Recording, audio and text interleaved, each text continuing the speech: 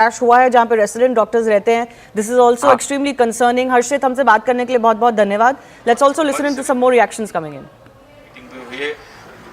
लगातार पिछले 2-2.5 घंटे से हमारी टीम उस पर काम कर रही है. हमारी सेक्रेटरी है, डीजीसी है, एआई की टीम में सभी लोग, हमारी विकास की टीम, सभी लोग एक साथ बैठकर वहाँ पे काम कर रहे हैं. और अभी हम डीजीसी है, हमारे सेक्रेटरी मैं तो हम तो वहाँ पे अभी फिजिकली भी जा रहे हैं.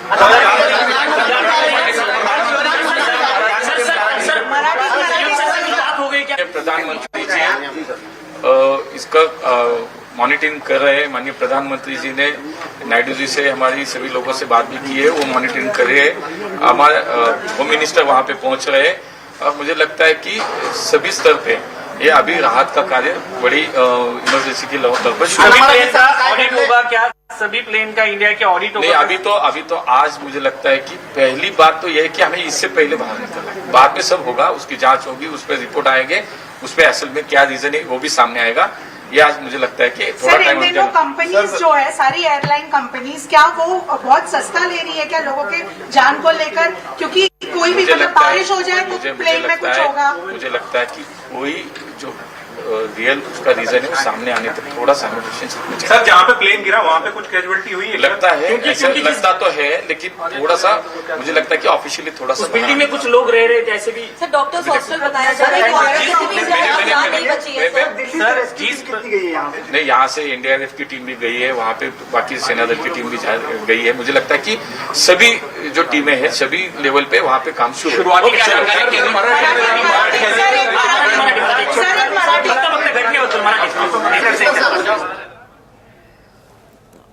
All right. There is, of course, all hands on deck approach as far as the aftermath of this aircraft crash is concerned.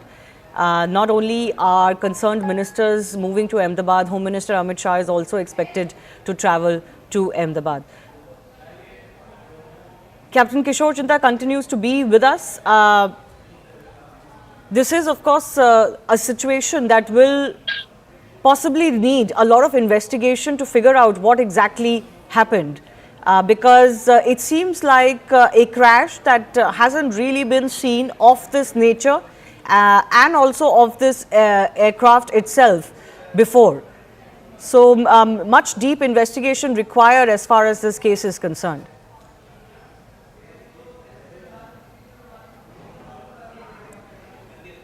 Captain Kishore, can you hear me? Yes, ma'am. Yeah. So the standard procedure of the Aircraft Accident Investigation Bureau, which is already on site, will follow the laid down protocol for fatal accident like this, and I'm sure they will do the due diligence with all possible data that can be collected from the flight data recorder and the cockpit voice recorder and the eyewitness accounts. I'm sure no stone would be left unturned by the AIB inquiry team. I myself have done a fatal accident investigation, and I'm sure the actual cause would come out in due course of time.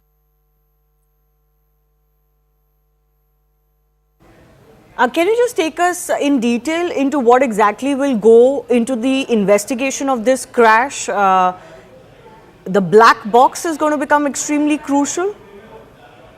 Yes, ma'am. The flight data recorder and the cockpit voice recorder are manufactured to withstand crashes of this magnitude, and they will be recovered in due course of time, and they would be analyzed.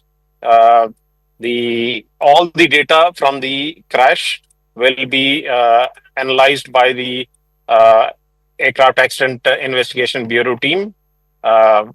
They will piece together every single aspect of the flight path and the possible causes of why and what happened, whether it was loss of power, whether it was a technical defect.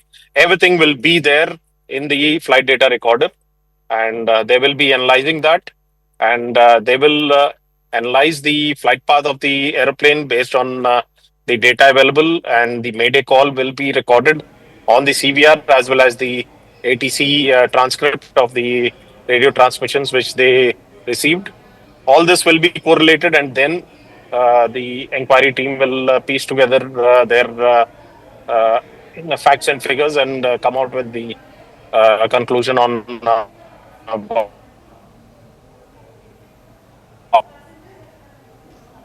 From the initial information that we're getting, we're being told that after the Mayday call, there wasn't any contact that was available with this flight.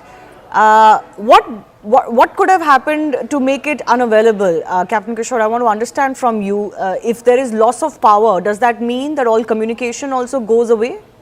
Could the pilots have recorded? How would they? How would we know if this was a bird ingestion? Can the investigation of the remaining parts establish that? Will there be something recorded from the cockpit that can establish that?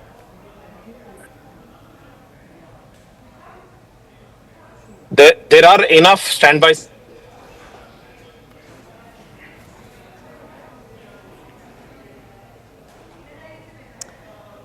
We're losing that link with Captain Kishore Jinda. We'll try and get a better one. But this is, of course, a horrible crash that has come to light. It has really raised alarms as far as the nature of this crash is concerned. 230 passengers on board, 12 crew, including 2 pilots. Already we're getting figures that 133 have been declared dead. But of course, rescue operations are ongoing. There is firefighting operations that are ongoing. You can see those visuals where parts of the plane have actually crashed into the building and they have been stuck into the building debris as well. My colleague Payal also continues to join us. Payal, more updates coming in from your end. What all do we know about the efforts that are ongoing? Plus, who all is expected in Ahmedabad? We've just learned that Civil Aviation Minister of State Muralidhar Mahol, the DGCA team, and of course Civil Aviation Secretary Mr. Samir Sinha, they're all being rushed to Ahmedabad also to be alongside Ram Mohan Naidu, Amit Shah and the others as well, and go into a thorough inquiry mode as far as this was concerned into the entire matter. And we're given to understand that they're currently on their way to Ahmedabad, and they will also be, joining the team and joining the rescue and relief operation as far as this is really concerned, because it's an all hands on the deck approach that Prime Minister Narendra Modi really spoke about. Shivani, it is of course a very, very tragic episode which has come to the fore, and therefore Mr. Muralidhar Mahol, the Minister of State for Civil Aviation, along with the entire team from DGCA, the Civil Aviation Secretary, and the other technical officers are also being rushed to Ahmedabad just as we speak. Yes. This is a crash that has really, in aviation history, experts point out, Payal, that this is definitely one of the worst crashes we have seen, and also given the aircraft involved and the nature of the crash, but also in India's history, this is one of the worst aviation tragedies we've seen. Well, absolutely. Nobody ever is prepared, for something like this as well. But what really led to this crash? What were the technicalities involved? We will only know once the DGCA team reaches there, the investigation team reaches there, and they find a black box that, Anvit was speaking about a little while ago.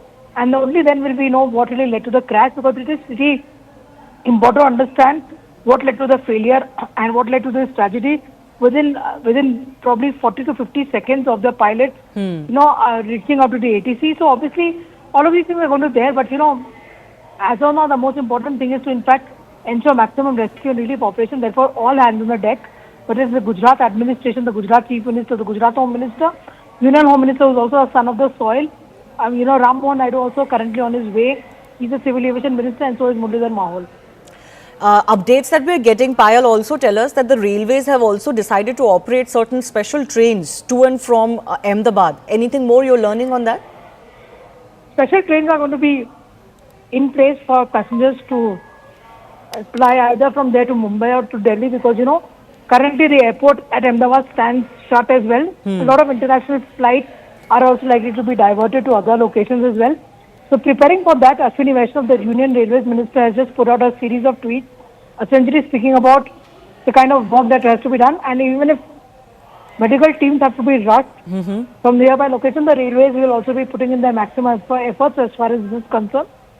And again, like I said, it is an all hands on the deck approach that the Union government is adopting over here, because nothing more valuable than human lives being lost over here.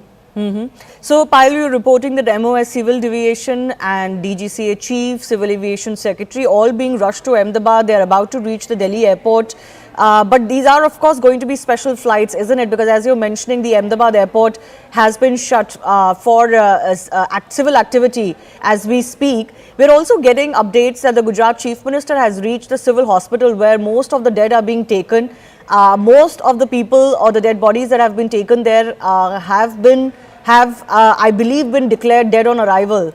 So not many survivors so far, but we're hoping for some good news as rescue and relief operations continue. But this is also going to be a huge challenge on ground. Those are some of the visuals coming in from on ground as well, Payal. Huge challenge on ground to ensure or to try to race against time to see if you can find any survivors. Absolutely. Like I said, that no country can ever be prepared for a tragedy like this, while all hands on the deck approach, and therefore the Civil Aviation Ministry has put all the resources together. The civil administration has also put in all its efforts together. Appeal is being made to all the citizens saying that do not rush to the airport or do not crowd around these areas. Make sure that we are able to get a green corridor in place should we need to rush somebody for medical emergency. Given the fact that, there are also the building on which the aircraft really fell also had some doctors who were housed over there. Yes. As well, so obviously the number of casualties are likely to go up. As far as Mr. Mohal is also concerned, it is pretty possible that he might just be on that flight with Union Home Minister Amit Shah. He's also Mr. Amit Shah's, MOS in the Ministry of Cooperation. So obviously he's been rushed. He was at the Civil Aviation Ministry just a short while ago. He's just been asked to rush from there immediately, along with all the officials as well. So obviously that is something which the government of India is looking to do to make sure that maximum efforts are there on ground. Yeah. A high-level meeting has in fact been held at the Civil Aviation Ministry. Secretary and DGCA officials have attended. All of them have now been directed to move to Ahmedabad as well. Let me also go across to Mr. Sivaraman, who's formerly with the DGCA, joining us. Sir, your first thoughts on this massive tragedy. It seems like one of the worst airplane crashes, not just in India, but worldwide as well. Yeah, I agree with you. First of all, my condolences to all those people who have lost their lives, and I pray for the recovery of any injured in this crash. It is really surprising to me also because I have seen a couple of accidents in my career as DGCA, investigated some of them, and also seen other accidents outside India. This is really strange because the aircraft had taken off normally, and at 800 feet it started going down flat. Which means it had lost its lift. I mean, that's what I can guess only because I am not an expert in this area, neither am I a great pilot or an engineer. But however, it seems after the first Mayday call, the pilot could not communicate with the ATC, which means a lot of things could have happened inside the aircraft, might have been filled with smoke, or the pilot would have been unconscious. Nobody knows what has happened. Because normally this is a very, very fine aircraft and very few crashes like this have taken place. And that too immediately after takeoff. Even if one engine had failed, the pilots are quite competent to handle it. And as it had taken off after 800 feet, he could have very well handled it. If both the engines had also failed, it would have been possible for him to land it. But quite possible that the plane did not have any lift at all for him to maneuver it to some space where he could have landed. One should not make any wild guesses.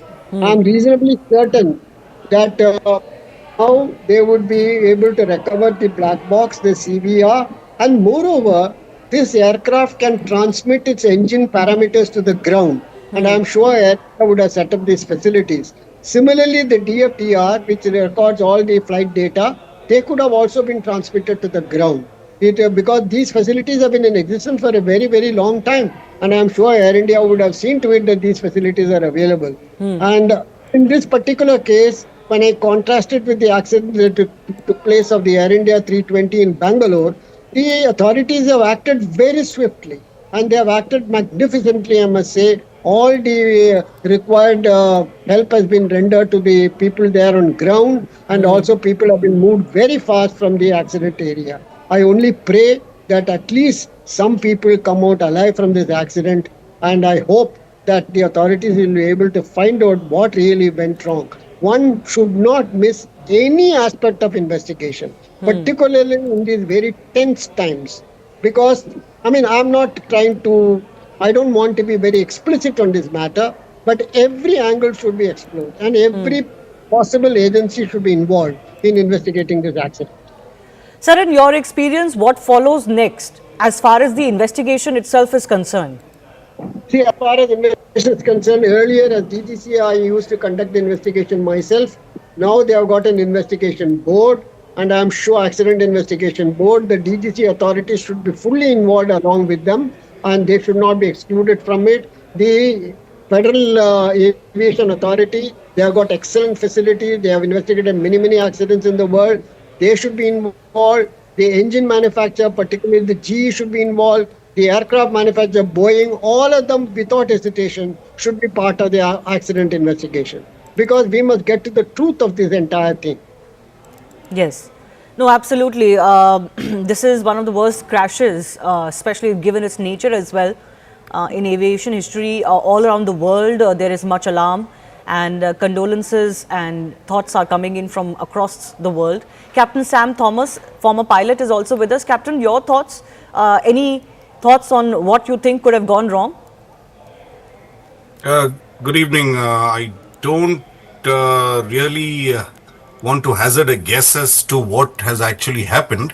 And while our thoughts and prayers are with the victims, what I'd like to say that with the limited evidence that we have, and we are seeing through the visuals that the aircraft has lost power on, or rather is not generating lift enough, and that can only happen when both engines are not developing power. And the reason for that can only be found out once we have the DFDR data. And until then, it's in the realms of speculation, and we understand that people are interested in knowing exactly what has happened. To that extent, we can only say that the weather seems absolutely clear, and the reason for losing power on both engines is extremely rare. If you recollect, there was an incident on the Hudson, Yes. where an A320 lost both its engines to bird hit, and a lot of people are drawing that comparisons. This airplane, the 787, is a much bigger airplane, and a few birds will not be able to cause problems to a single engine, or leave alone both engine catastrophic failure. So at the moment we have very sketchy details, and the Aircraft Accident Investigation Board would be in a much better position to bring out these details. And at the moment, the incoming details that we have is that both the engines did not develop sufficient power. Yes. I'm going to come to you on that issue of how both engines can go out, because that's extremely rare. That doesn't really happen. And that is really raising alarm here. But we also have a video that has been shot by one of the passengers. I'm told a British passenger who was on board before the crash. Let's just play that out. We are at the airport, just boarding.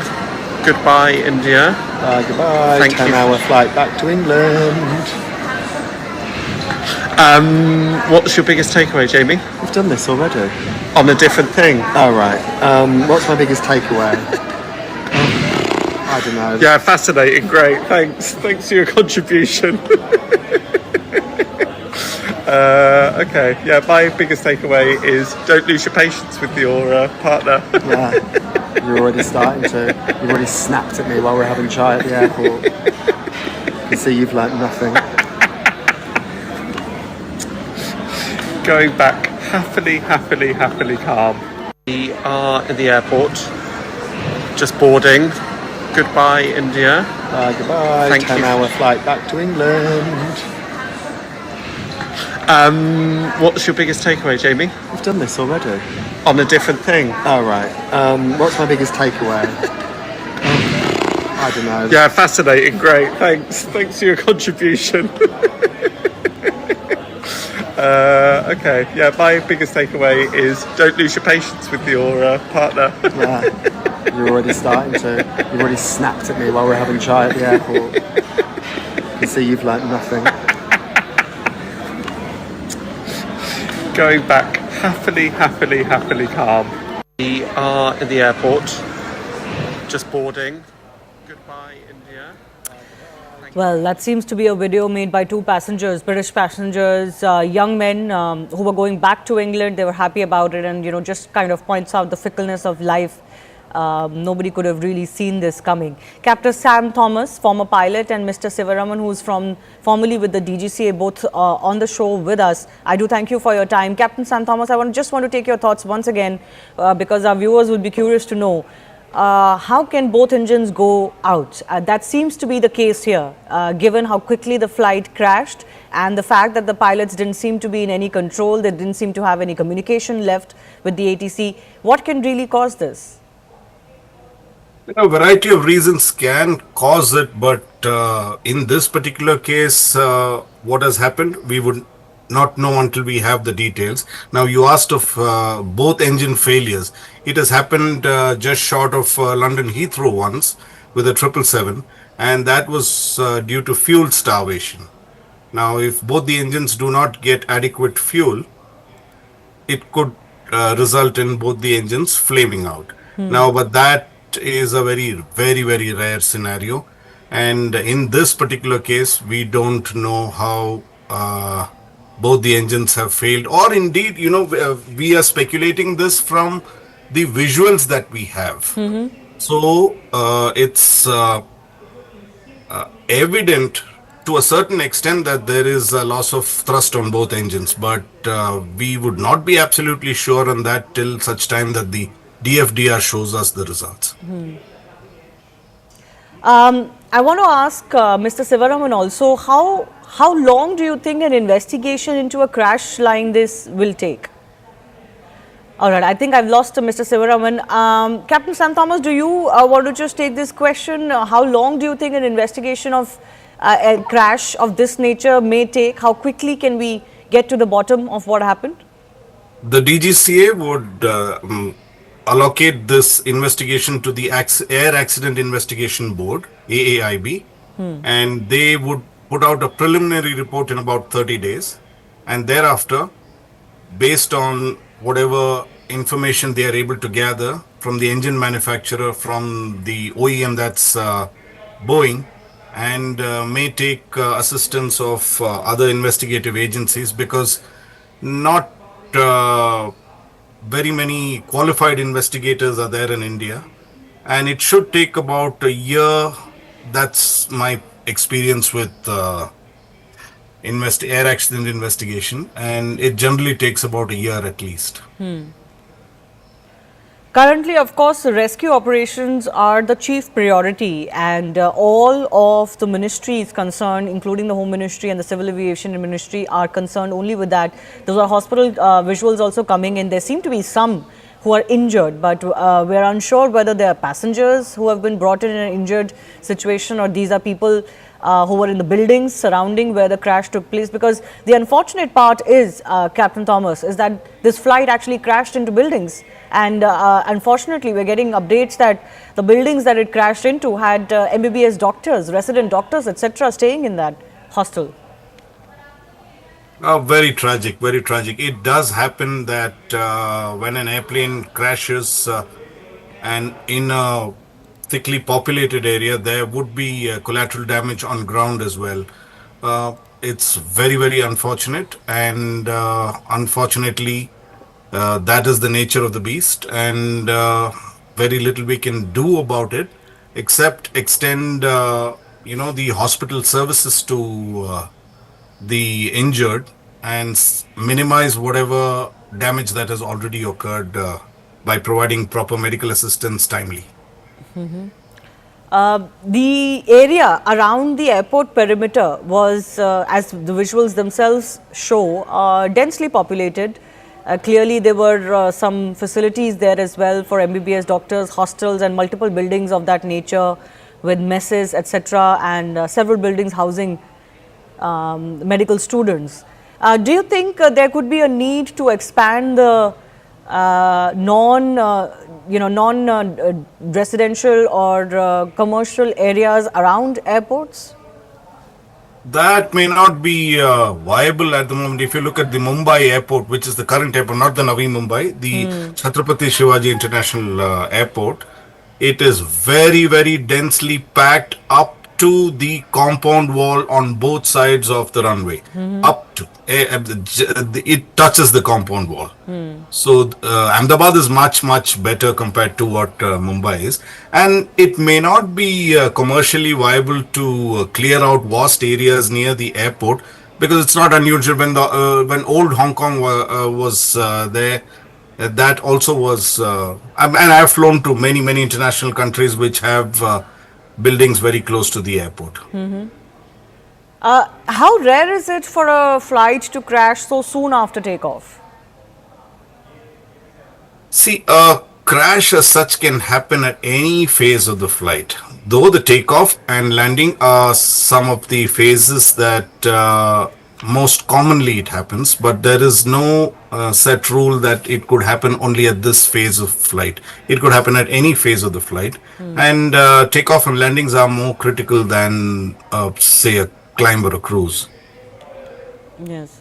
In this situation, Captain Thomas, it seems like the pilots didn't have any time at all. This could have transpired within a minute of takeoff.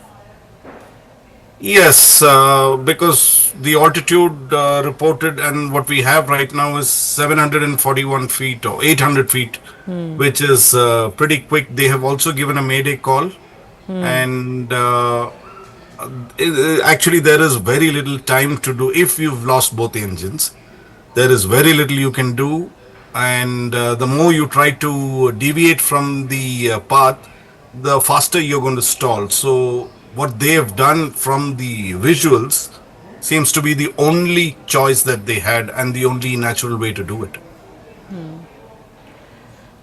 Losing both engines so soon after takeoff, we were being told that this flight, of course, the airplane had no issues. It had flown earlier today. It had reached Ahmedabad and was onward to London.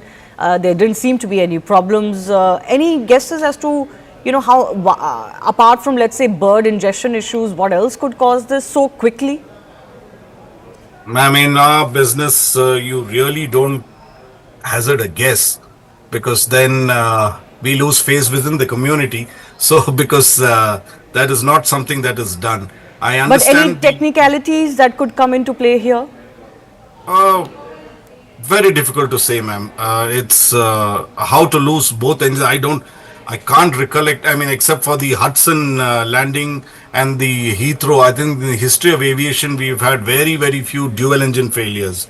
So there is not sufficient data to point to the fact that, this could cause, of course, fuel starvation or fuel that is contaminated is one of the reasons. But other than that, I don't know anything else that could bring down both engines, that too of a 787. Yes, and this is why whatever experts we're speaking to, Captain, we're asking the same question and again, because the nature of the crash is raising alarm, isn't it?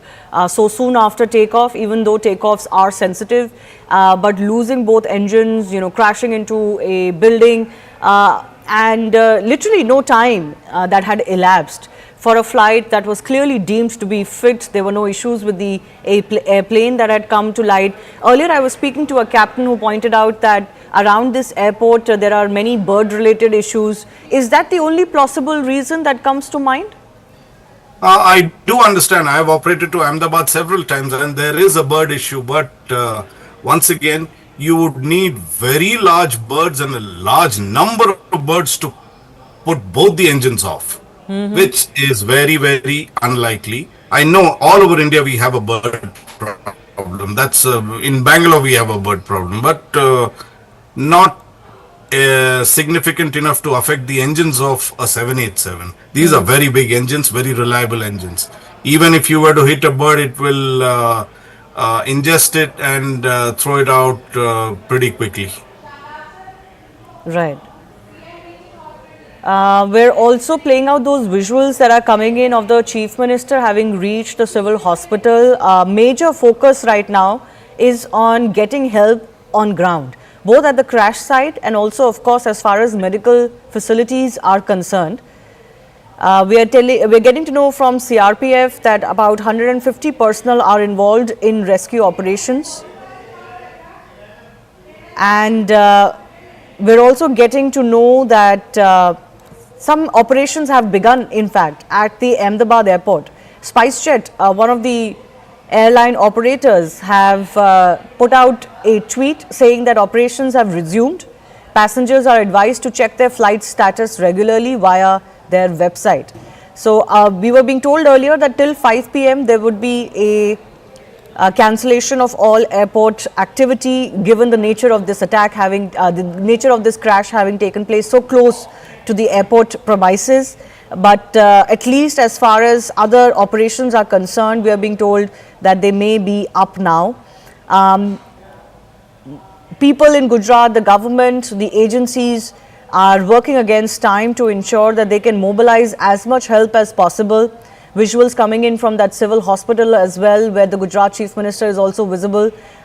He's visiting the facilities. I'm not sure of how many injured have been brought in so far. We don't have any update on that. But certainly we did get an update earlier that 133 have already been declared dead. That's almost half of the passengers list. 30 passengers were on board, plus 12 crew, including 2 pilots as well. All authorities are working to ensure that they can first focus on ensuring that both the crash site and other facilities are up to speed. BSF has also pushed 2 teams. CRPF Rapid Action Force 100 personnel have been sent, and from Group Center in Gandhinagar 50 personnel have been told to reach Ahmedabad. I'm also joined by Captain C.S. Randhawa, who's President of the Federation of Indian Pilots. Thanks a lot for joining us, Mr. Captain Randhawa. Your first thoughts on this crash that has taken place? It was an extremely tragic crash which has happened in Ahmedabad, and I came to know about just about 1 hour and 30 minutes after the crash, and I could attribute this maybe due to birds, because Ahmedabad has got a big problem about birds. So until unless, because the captain has given a mayday call. So a mayday call, if it was one engine failure, he could have easily handled it. Even if it was an engine fire, he could have handled it. So the 2 possibilities which are very, very likelihood which could have taken place is both engine failure due to bird strike or some jamming of the control. And how does that, we've spoken about bird ingestion issue and how rare that would be for both engines to go out because of that issue so quickly after takeoff. But you're talking about these jamming issues. Can you explain what they are and how they happen? The jamming of the control could have taken place, maybe the elevator, because that is what is responsible for the aircraft to lift off, and I presume that the aircraft has initially taken off and maybe about 200-300 feet, and 200 feet you engage the autopilot, and thereafter it has started descending, if you see the video. Now I'm going by the total video clip. Rest will come out in the DFDR and the CVR, what has taken place, because there has been no call after the pilot has given the mayday call. Right. Exactly. There has been no communication after the mayday call. Yes. No communication whatsoever, and like once in a million chance it does happen, like we saw the Hudson crash where the aircraft was ingested, both the engines were flamed out by the ingestion of the birds. So there is a possibility, because I have flown a lot over Ahmedabad and I have done a lot of training flights, 20 landings in a day I have done, training. So birds are a big problem there. There is no doubt about it. So I foresee a very high chance of both engine failure. That's what most experts are pointing out to, that we have spoken. Yes. But even that is extremely rare, isn't it? Both engines just don't go off. Yes, it is a very rare possibility, but possible in aviation, sometimes things happen the first time. Because it's not an old machine. It's a new aircraft, maybe about 7, 8 years old, and a technical fault like this has never taken place on. I have flown the 777 and of course on the 787 also I was converted. So these aircraft are unlikely to have such problems. Till now in the world, they have had no problem on the 787 and the 777s. Yeah. So very high possibility of a bird ingestion because he's given a mayday call. Now that depends that what that mayday call was. So, sir, in your experience, these Yeah. moments, what would these moments have been like for the captains in the cockpit?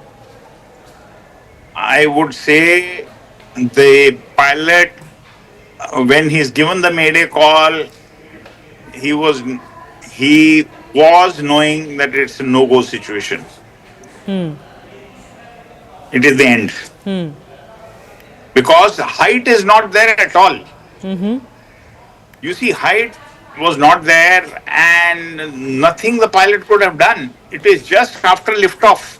At least when the Hudson crash took place, he had the height, he put the aircraft down in the Hudson Bay. But in this case, he had I don't think so he had any control, and the aircraft had just gone on the takeoff path and outside the perimeter, that's gone and crashed in the populated area. Very unfortunate, Captain Randhawa. Thank you very much for speaking to us. Very, very unfortunate situation there, viewers. What a tragedy to be covering. It's completely, the heart sinks every time you see those pictures. I'm joined by Praful Patel, former Union Aviation Minister. Mr. Patel, this has happened in Ahmedabad. Not very often that Indian aviation is caught up in an incident such as this. The last time there was one was, of course, during COVID, and before that, substantial time had elapsed before 2010.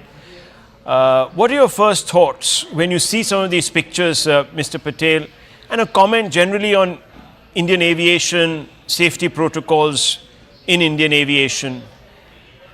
I'm very shocked and distressed and very sad that such an incident has taken place. And you're right, after many years, it's not very often that we see such tragic incidents in Indian aviation.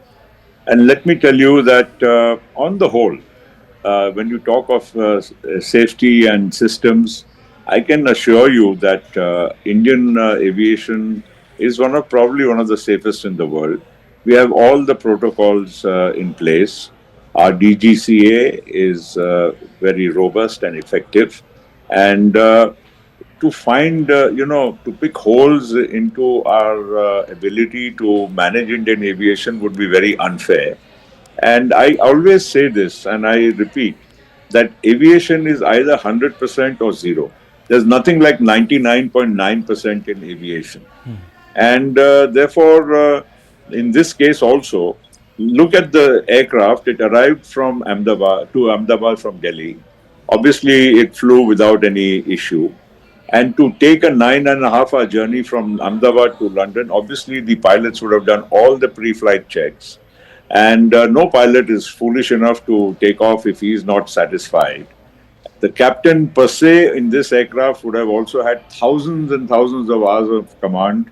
And a 787 and today's aircraft per se are very robust, fail-safe. They have many backup systems. And to really think what went wrong, I would be hazarding a guess, which would not be fair. But the point here is the aircraft did go on a takeoff roll. And between the time the wheels went up and the time it crashed, probably the time frame would have been almost only about 60 seconds or so, because you can't go to 800 feet and crash and it be within the time span is only 60 seconds. Now he's already given a mayday call. Now I don't know what exactly went wrong. It will be again hazarding a guess, which would be unfair. The only thing which can be ascertained is now, since the aircraft has fallen just a few 100 meters from the airport and in the BJ Medical Complex, therefore to retrieve the black box and the other equipment would be also, quite simple. We would be able to ascertain only after that. Let me tell you one more thing. In today's aircraft, they are very sophisticated. All the parameters of an aircraft, right? Every single second the aircraft is in the air, all the parameters are recorded, not only by the aircraft, but they are also transmitted to a central command, real time, of the airline itself. So if there is, when an aircraft does a flight, there is a way to ascertain every single parameter during whatever the duration of the flight. So if anything would have gone wrong prior to this flight, or which may have escaped the attention of anybody, I'm sure this will be retrieved in no time once the equipment is found. Now, Mr. Patel, just to go back in time, because this fleet, the Dreamliner, very, very safe. I think from what the experts are saying, and I only have them to sort of lean on for facts, they've said that this is the first time a Dreamliner has actually crashed anywhere in the world. Now, most of these Dreamliners were purchased, I suppose, about 10, 12, 15 years back by Air India when it was still government owned. Obviously, there would have been a huge procedure that must have unfurled within government to select the plane. There would have been due diligence. There would have been all sorts of studies that would have been conducted. Well, most certainly. I mean, first, the procedure itself in government is a very robust procedure. Goes through several layers. And ultimately, the basic selection of aircraft is done only on technical parameters. Because, the airline, requires a certain type of aircraft for certain, lengths of the flights. You want to go to the US, you want to go to the European countries, or to, 8-hour flights, 12-hour flights, and so on. And the kind of configuration you want. Let me also tell you that the Dreamliner, at the time it was ordered, was one of the most sophisticated, advanced fly-by-wire aircraft which was going to be produced. And it was ordered by probably most major airlines in the world, Air India also being one of the early ones. And to now even discuss it would be unfair, because after this particular aircraft itself, which has crashed, had been flying for almost 11 years. And if you see any major airline in the world, and if you go at any moment of time, there would be more than 1,000 787s up and flying any part of the world. So I'm sure when, of course, the orders are placed, every other parameter is also examined. And of course, it is the airline's requirement which primarily drives what is the choice of aircraft. Let me also remind you that in the world for wide body, you only have two aircraft manufacturers. You have a Boeing and an Airbus.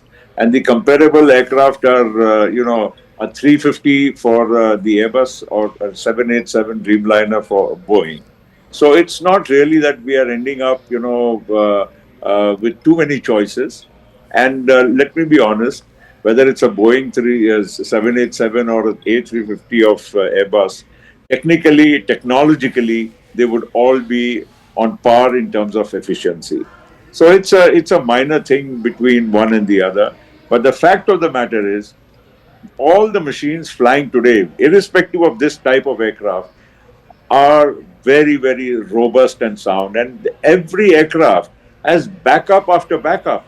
I don't think, of course, the pilot's efficiency, his knowledge, his presence of mind is the most important factor in any aircraft flying.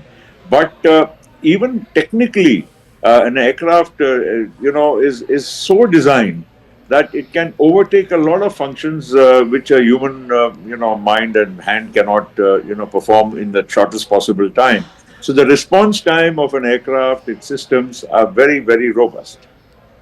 Here, of course, there seems to have been a catastrophic failure of lift, and that didn't give the pilot, even though very experienced pilot with lots of man hours of flying, didn't give much of time to the pilot to even react. And only a mayday call, and as you said yourself, 60 seconds, and it was down laden with fuel. Obviously, there will be questions asked. I'm at this moment as in the dark as anyone else, Mr. Mr. Patel about what could have been the reasons, but there has been a lot of internal strife within Tata. After it took over this particular airline, Singapore Airlines came into it and so on and so forth. There are a lot of cost cutting, lots of valuable AI senior engineers were sort of let go of. Could this have at some level affected operations, maintenance, checks, all of that? Do you think, or it's too premature to get into any of this? I think it is premature. See, the other point is, Rahul, that the fact of the matter is that there's a human being, a senior experienced captain who is flying the machine. Yeah. And he has every right to say, I cannot fly this machine because it is unfit to fly or there's a technical deficiency. And if there was one, he wouldn't have done it himself. Yes.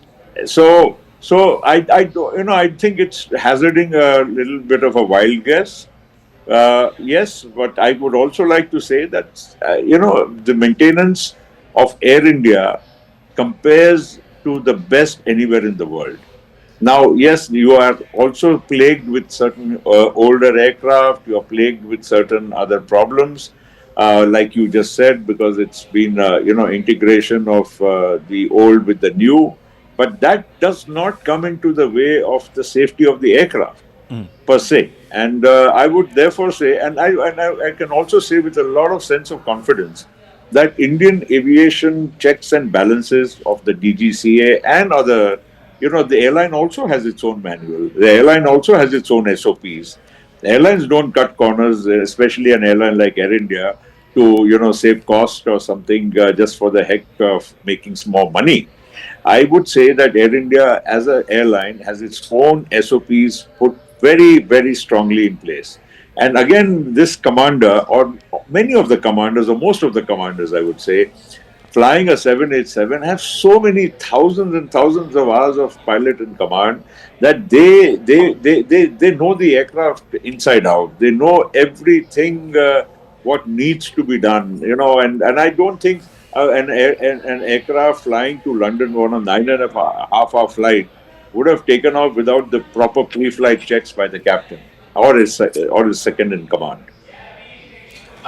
What would you now say in the aftermath to passengers? Remember, the aviation sector was really, really coming back after COVID, the disruption of COVID, one of the hardest hit sectors, as we know.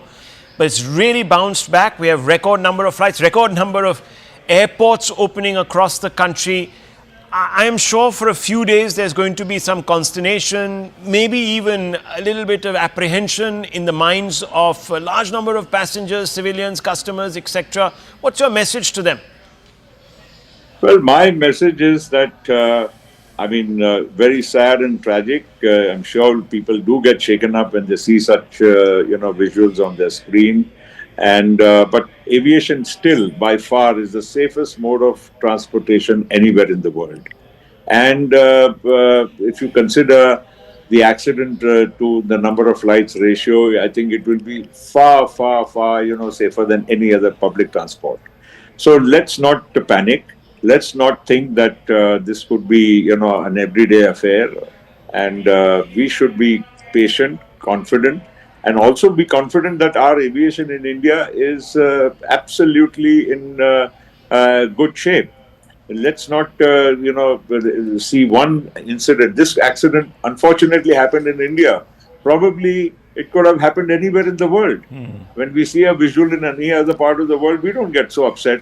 Because it's happened in our country, we will certainly be, stirred and shaken. Let's just have faith. Our aviation sector is good, sound, safe, and this is, of course, a lesson. We should, strengthen our systems even further, and we should learn from some things. If at all, the inquiry, once it's complete, will, throw up some definitely revelation as to what has happened. So we should be, concerned, but we shouldn't be scared, and we shouldn't, stop flying or reduce our flying, or, every time you fly, you start praying to God. Of course, we pray otherwise, but we don't have to worry about safety and pray. That's all I'm trying to convey.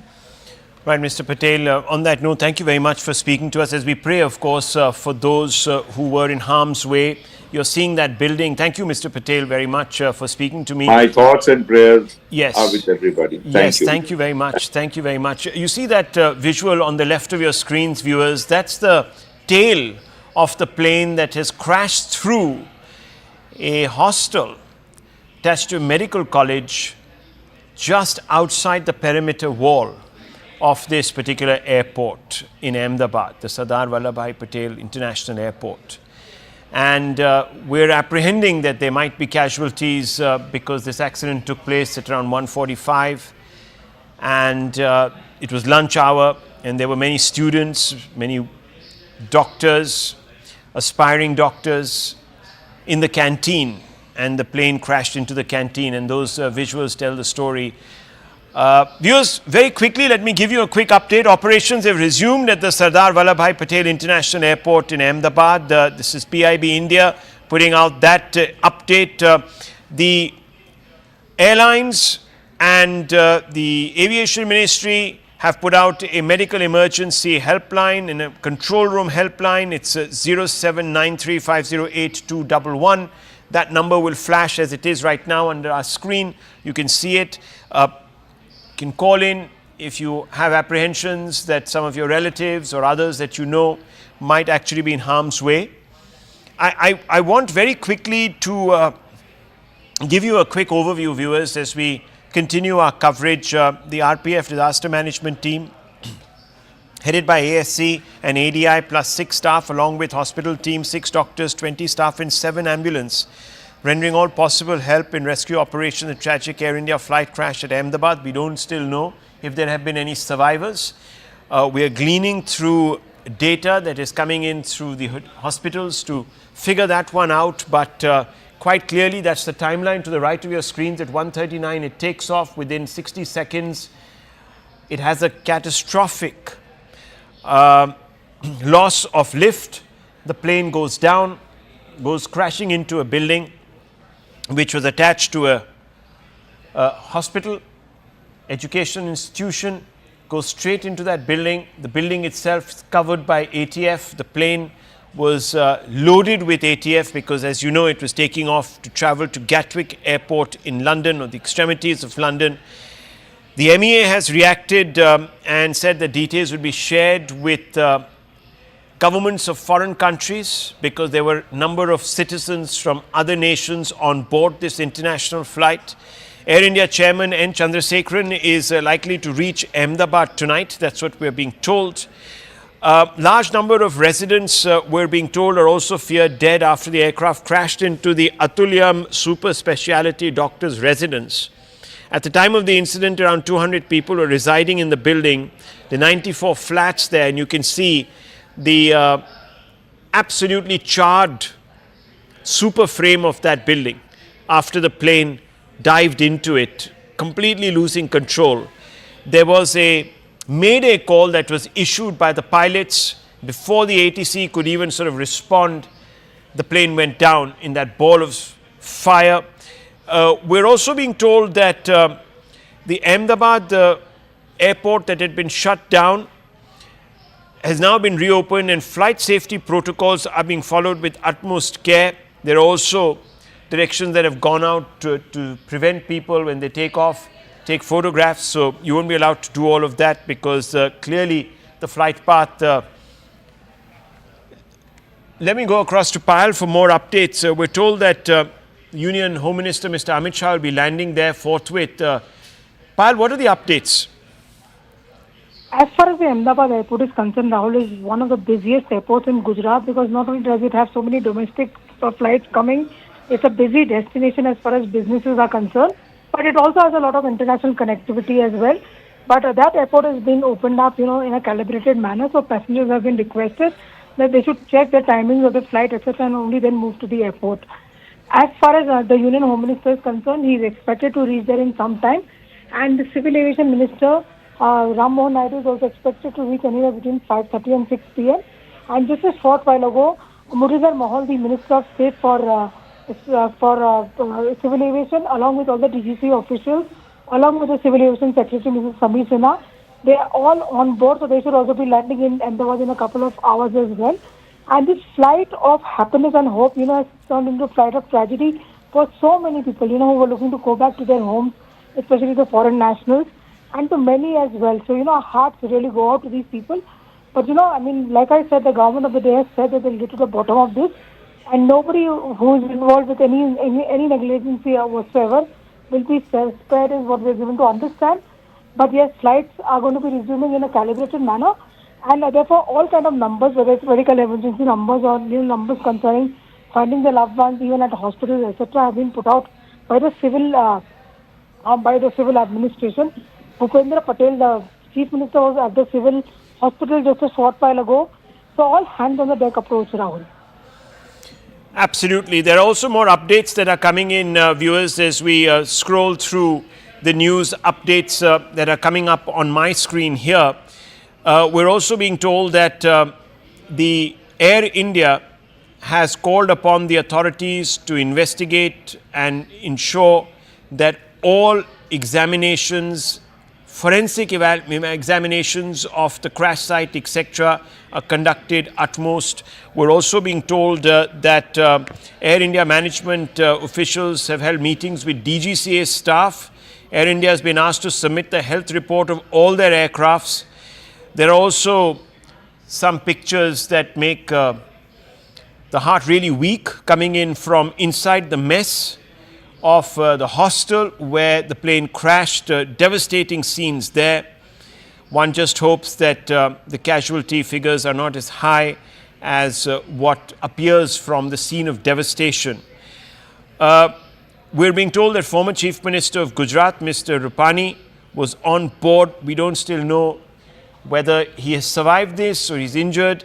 We have no updates really on his well-being, but he was a former Chief Minister of Gujarat from 2016 to 2021, the state president of Gujarat. When his name was declared as the Chief Minister, he took over from Anandiben Patel, Miss Anandiben Patel, former MP from the Rajya Sabha and a two-time MLA, hailed from Rajkot West, came from an influential Jain community.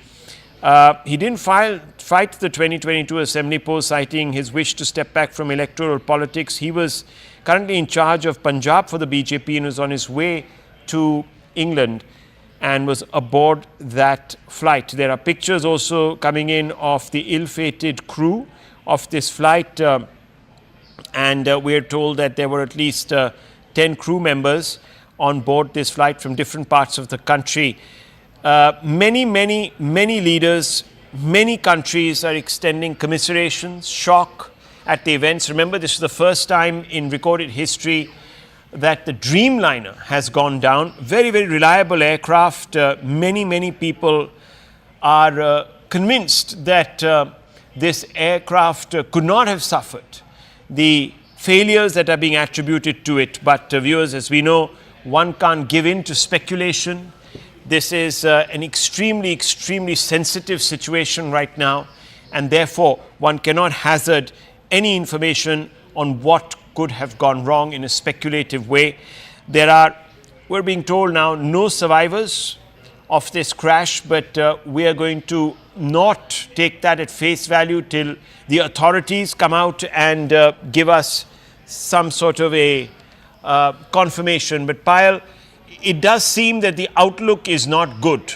Okay, we don't have Payal. We're going to go back to Payal in just a few moments. But hotline numbers have been set up for people to check in and find out on the state of affairs and, of course, on their own relatives. We are being told that there were 53 British nationals, 7 Portuguese, and 1 Canadian on board this Air India flight. 169 Indian nationals were on board. It was a flight that was almost full, Ahmedabad-London flight, and at this time of the year, viewers, there is huge traffic between the two destinations, given the fact that this is a peak holiday season. I want to go straight across to Anvit. Anvit, a lot of people heading out to London on this particular flight. We're getting some details. We're being told unofficially that the possibility of survivors is very, very slim. What's the update that you're getting? Yeah, certainly. You see, Rahul, that toll was what we are being unofficially confirmed by the sources on ground. It is being said that it has already been counted up to 150, and it certainly is unfortunately expected to only rise from here because the kind of incident it was, and we initially also saw how the plane went up in flames. It clearly was indicative of the fact that the number of casualties and fatalities would certainly be high, not just those in the plane but also on ground. The collateral damage that it has caused because it was a heavily residential area and the building in which the plane had crashed, which was the doctor's hostel. That also, from there also, a number of occupants had to be rushed to medical facilities, and deaths have been reported from there as well. So ground damage certainly is there, but all what we have been told by the officials who are in this rescue operation, that number of survivors is really, really bleak as what we are getting from the ground. Also, because the incident that this is, and what we are being told by the experts, is that the two major chances that this incident took place, one is dual engine failure, which could be one reason could be power outage, or another reason could also be bird ingestion. But it is also being said that it's very unlikely that bird ingestion would cause both engines to go down. Another reason what we're learning is could be control jamming, which is also a subject matter of investigation, and the AIB will now take over the investigation as their teams are already on ground, and investigation in this manner will also be done. But what we are learning from the ground is yes, that the fatalities have increased to more than 150, and chances of any survivors are really, really bleak, which is unfortunate. Well, that is very, very sad news if true. We're going to hold back on giving you those numbers because we don't have confirmation from official sources, and CNN News 18 will not report casualty figures, even speculate on casualty figures, given the fact that this would be extremely traumatic. That's the moment of crash, viewers. You can see that the plane lost its ability to lift off. Even its, as you can see, landing gear had not been retracted. So, moment the plane takes off, it presumably experienced a catastrophic loss of lift, as some of our experts have told us. The pilot had very little time to react, about a minute, in which a mayday call was issued to the ATC. The ATC responded to the mayday call, got no response, looked out and saw a ball of flames engulfing the skyline.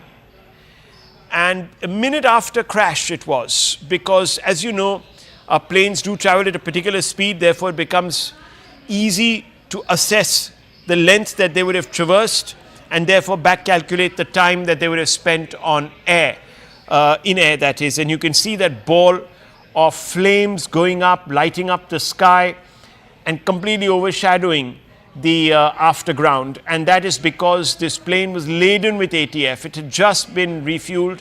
It's taking off. It had come in from Delhi, we are told, landed in Ahmedabad, was obviously surveilled for and examined for any technical issues, maintenance, etc.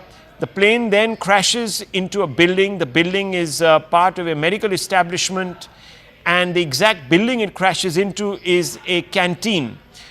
And lunch hour was on, it was in the middle of lunch hour, and parts of the fuselage and debris from the plane lying littering this particular building, and you can see that the tail section of this building is sticking out. Tail section of the plane is sticking out of the building, and inside we're told there were several doctors who were undergoing training, and those people have been injured. Some of them might not have made it out.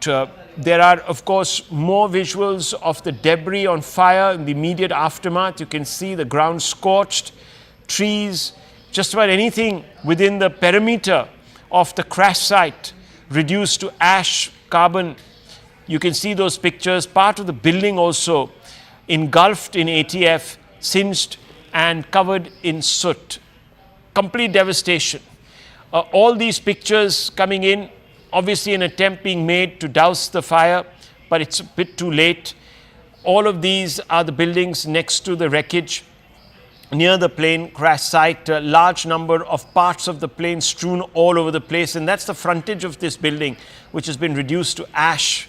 It's covered in soot because, as I told you, the plane was laden with ATF, and you can see other remnants of this plane, electronic parts, etc., strewn all over the place. There is some piece of luggage that might have survived, but most of this particular craft consumed completely, and that's the debris that is being removed, is salvaged. Obviously, there would be a desperate search for the black box, because that needs to be taken and examined to determine what could have gone wrong. Right now, no use speculating on it beyond the fact that the plane suffered a catastrophic loss of lift. Now, what that was due to, we don't know. Was it engine failure? Was it a bird hit? We have no clue. And these are survivors who are being rushed to hospitals. We don't quite know if these are passengers or if these were people on the ground or they were the young doctors. Let's go back to Anvit. Anvit, these people who are being wheeled into the hospital, do we have any clarity on who they are? What's the nature of their injuries, etc.? Okay, we don't quite have him, but there is a lot of grief, a lot of shock on the ground, and you can see that being reflected on the faces of some of those people who were witnesses. It must have been very, very traumatic, not just for those who came and bid their loved ones farewell, but also those in England who were expecting their loved ones to land in the next 11 hours or so. These scenes, viewers, are extremely unfortunate. This particular brand of aircraft, the Dreamliner, has not in its history suffered a crash. And we can tell you that Boeing shares are crashing right now across the globe, because once again there are questions being asked of the company. Boeing has had its issues. It was caught up in a lot of issues related to its operations, etc. There have been many strikes within Boeing, talking about corners being cut, etc., etc. I don't want to go there, because that's a whole different can of worms, might even be unrelated totally to the aircraft they produce, because the aircraft has performed extremely well, known for being very, very dependable and extremely efficient, and therefore a large number of these prototypes were sold. More than 1,000 have been sold since the Dreamliner, this particular Dreamliner, was brought into service and incepted and inceptualized. So there you have it, viewers. These are the pictures coming from all the parts of the city.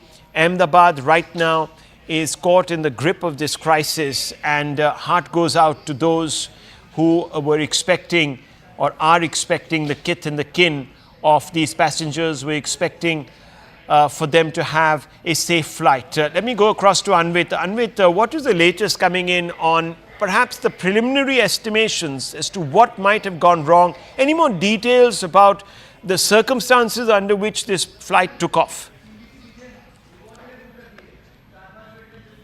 Anvit, can you hear me? Okay, Anvit, can you hear me? Are you there with us? Flight AI 171 Ahmedabad to London, reportedly carrying 242 passengers. Troops of 100 RAF and GCCRPF Gandhinagar involved in rescue operations. More details, of course, waited on casualty figures, but we're told that the prognosis is not too bright, that many people would have perished in this. The details, of course, to the left of your screens. Anvit, if you're there, can you hear me?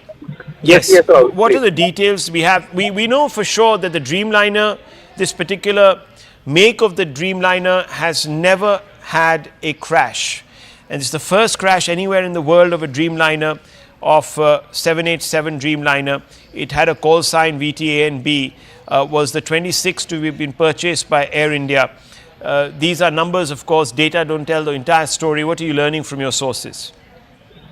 Certainly, see, like you rightly pointed out, that Dreamliner and Boeing 787s do not have a history of such incidents, and since their introduction in probably 2011, this is the first Boeing 787 Dreamliner that is reportedly crashed or met with a mishap that we are reporting on. And if we talk about the situation on ground, visuals are really scary. Death toll has already crossed what unofficial figures are around 150, and the sources that are on ground are reporting that it is likely to grow, because the kind of incident it was, and how we have the visuals we've been playing out for our audiences, that how the plane as it crashed, it went up in flames, and the chances of survival of any passenger that was on board are bleak. is what the officials are saying. However, it has not been officially confirmed that all on board are dead. It's not confirmed yet.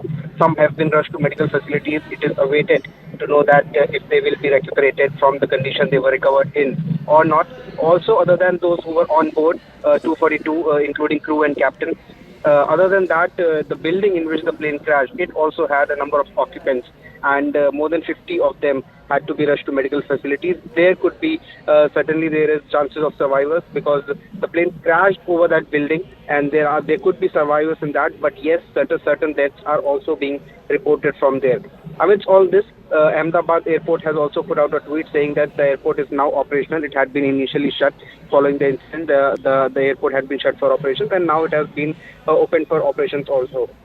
If we talk about the details of the incident that took place, the initial details that we had got, revisiting those details, the flight had taken off at 1:39 from Ahmedabad.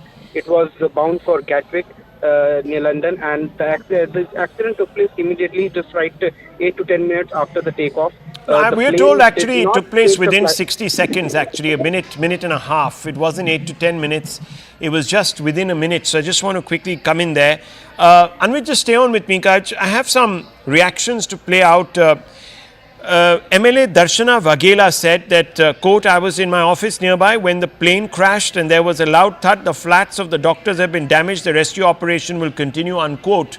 This is ANI quoting her. ANI also put out the reaction of an individual.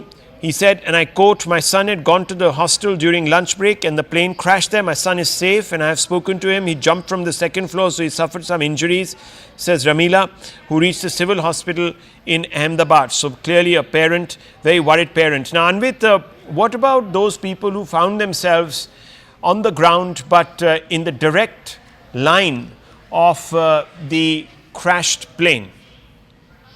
See, the incident was completely unforeseen, and when this happened, it certainly raised panic among those who were on ground. Some people had caught this incident on their phones, and they have recorded how the plane went down and the flight path as it was declining on its flight path. That has been recorded. Some videos we have played also on scene. But yes, there certainly was panic when visuals were coming on from ground. We also saw how locals had gathered, the hundreds of people had gathered at the crash site, which also was another challenge for the first responders, be it the police, the firefighters, disaster management authorities, or the paramedics and ambulances. That also was a challenge, and many people had gathered, but that is also Anvit, just hold your thoughts. That is the Gujarat Chief Minister, who has just emerged from the hospital after visiting those that were taken there. And we showed you pictures of people being wheeled into hospital about an hour and a half back. One just hopes that the prognosis from the hospital is not as full of foreboding as what we're being told by our sources. And on the right, you can see that's the mess that has been reduced to ashes there. Parts of the plane, this is the tail of the plane crashing into the roof section of this cafe, bringing the roof down. An eyewitness has been quoted as having saying that after my office 200 meters from here, as soon as I stepped out of the office, I heard a very loud noise and smoke filled the area. Suddenly a commotion broke out here, and then we saw that this incident had occurred. When I reached the spot, I saw debris scattered here. There was a fire and smoke was billowing here. Nothing was visible. We then came to know that the wings of the aircraft fell here and that an aircraft crashed. We don't know about the casualties, but there is a building here where doctors reside. And that's the building that we were talking about, viewers, out of which is sticking out the tail of the plane in a rather ominous way. Now let's play out some eyewitness depositions. यहीं मेरे office में बैठी थी, जैसा धड़ाका हुआ मैं वहाँ office से वहाँ गई। बहुत बड़ा प्लेन क्रैश हुआ था, तो बहुत धुआं और आग लगी थी। जो डॉक्टर्स के फ्लैट थे उनको बहुत डैमेज हुए हैं, और उसमें से कितने डॉक्टरों को हमने निकाला है, लोकल कार्यकर्ता और सब मिलके। बाद में जो प्लेन में से निकाले हैं वो लोग भी बहुत बड़ी दुखद दुर्घटना, बहुत की मौत कुछ अभी कोई अंदाजा नहीं लग रहा है। रहने वालों को भी बहुत नुकसान हुआ है। हमारी बहन जा रही थी लंदन, 1 बजे जा रही थी फ्लाइट, 1:10 की फ्लाइट थी और जा रही थी लंदन। कि लंदन जाने से पहले ही क्रैश हो गया प्लेन। मेरी सारी था वो खम्बीसर थी और लंदन जा रही थी। हाँ फिर बस वो 1 घंटे में समाचार आ गया तो प्लेन क्रैश हो गया है, इसलिए मैं वापस अहमदाबाद से बाहर निकल गया था तो वापस ही आए सील में आ गया। अभी कुछ भी समाचार नहीं मिला है अभी तक। यहाँ पे जो ऑफिस से बाहर निकला तो मैंने देखा कि आवाज़ जोर से आवाज़ आया विंग्स का, फिर पूरा धुआं भर गया, लोग यहाँ से भगदड़ मची। उसके बाद आके देख रहे थे ये हादसा की स्थिति है। अच्छा, तो आप यहाँ पर पहले आए तो आपने क्या देखा?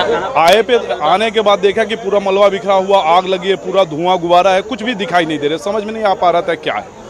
हाँ, उसके बाद पता चला कि ये विंग्स गिरा हुआ है, फ्लाइट वो किया, फिर प्रशासन ने चारों तरफ से घेर लिया। जब से आए कितने बजे हुआ तकरीबन ये हादसा, कुछ समय लगभग 45 मिनट पहले हादसा हुआ। Viewers, everyone expressing shock and pretty much confirming the sequence of events there. The plane takes off within a minute.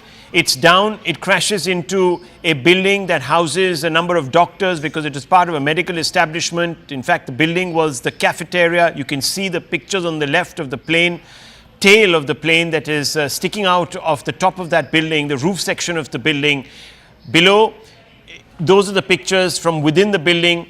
A lot of material there reduced to dust, burnt to smithereens. Anvinit is with us. We're also being told that Jamie Ray Meek, a British citizen listed as a passenger on Air India flight 171, reportedly shot a final Instagram short story just before takeoff, and that remains his final testament to the world. Very, very, very sad situation.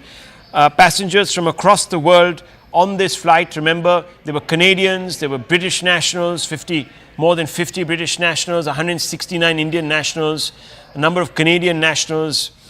The US government also putting out a statement, not just in sympathy, but also calling upon its citizens to check with the consulate there to ensure that they can make their way back home.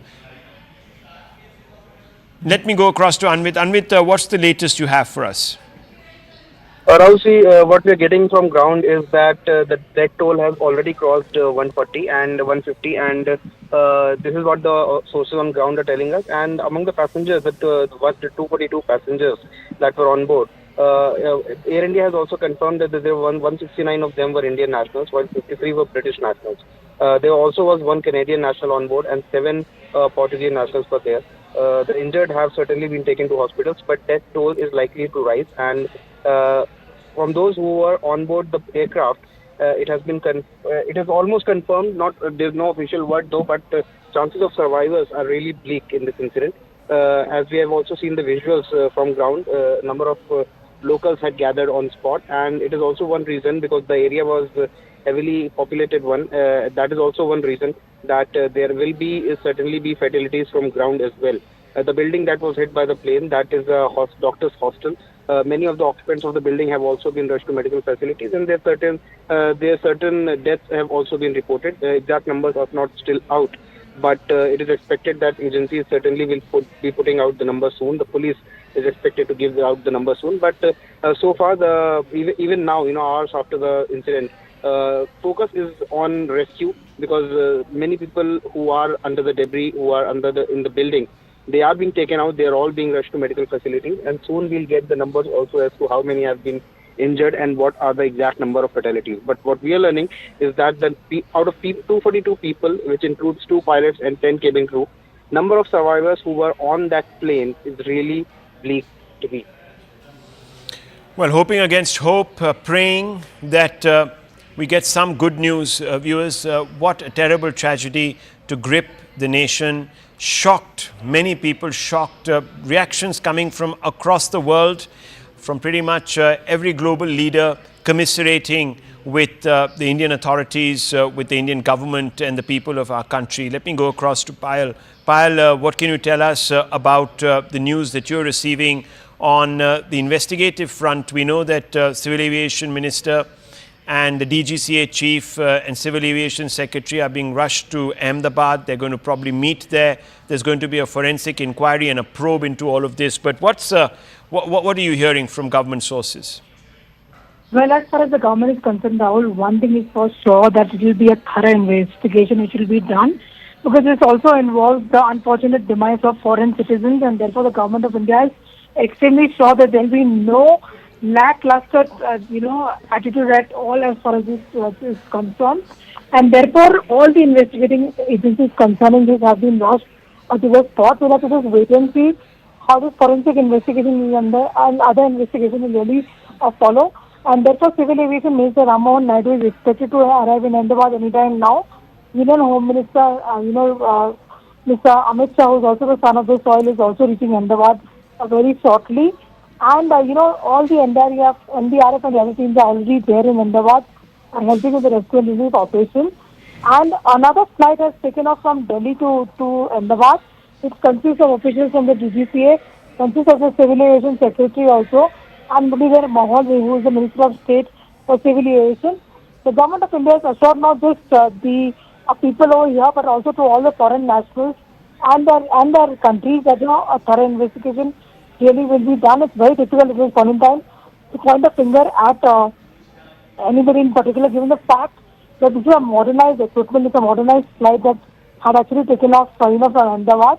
And therefore, all efforts will be made sure that we get to the bottom of it as well. Right. And there is something that the government of India has assured. Well, of course, premature viewers to even speculate about the reasons. It's too early in the day to do that. But clearly, there was something very, very wrong that led to this unprecedented tragedy. No Dreamliner has crashed, especially of the 787 Boeing variety, anywhere in the world. India is the first place where this has happened. So obviously, viewers, there's going to be a lot of dismay, and there will also be a huge focus. Muralidhar Mohol, who is the Minister of State for Civil Aviation and Cooperation at the centre, has also spoken on this issue. Hardeep Singh Puri has also spoken on this issue. Let's go straight across to some reactions that we're playing out now.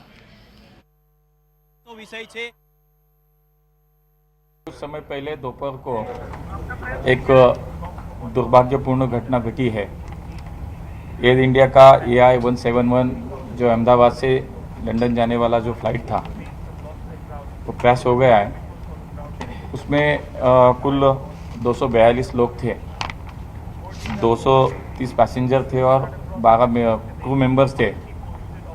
तो वहाँ पे अभी सब राहत का कार्य शुरू है, बचाव का कार्य वहाँ पे शुरू है। हमारे मिनिस्ट्री में भी अभी हमने एक वरिष्ठ अधिकारियों की एक बैठक भी करी है। जांच तो शुरू है, वरिष्ठ लेवल पे हमारी मीटिंग भी अभी यहाँ पे हुई है और वहाँ पे अभी इमरजेंसी में जो बचाव राहत का कार्य चल रहा है उस पर चर्चा हुई है।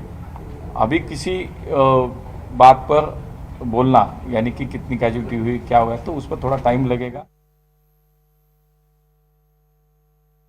There's a plane crash. Ahmedabad to London flight ਸੀਗੀ ਸਵੇਰੇ 8 ਵਜੇ ਦਾ ਸਮੇਂ ਸੀਗਾ ਸ਼ਾਇਦ ਐਂਡ ਉਹਦੇ there's an accident but ਹੁਣ ਉਸ ਦੀ ਜ਼ਿਆਦਾ ਖਬਰ ਮੇਰੇ ਕੋਲ ਨਹੀਂ ਹੈਗੀ। ਅਸੀਂ ਤੇ ਇਹੀ ਪ੍ਰਾਰਥਨਾ ਕਰ ਰਹੇ ਹਾਂ ਕਿ ਜਿੰਨੇ all those who were on board should be all right and we should await the news. I don't think one should speculate on that.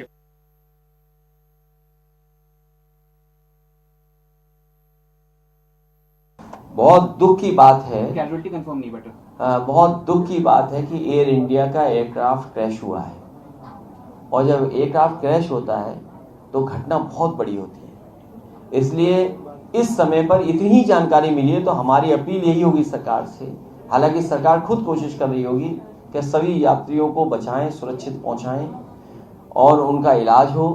और हमारी भगवान से ये प्रार्थना है कि अगर इतना बड़ा एक्सीडेंट हुआ है तो किसी की जान न गई हो और हमारे पायलट भी सुरक्षित रहे हो।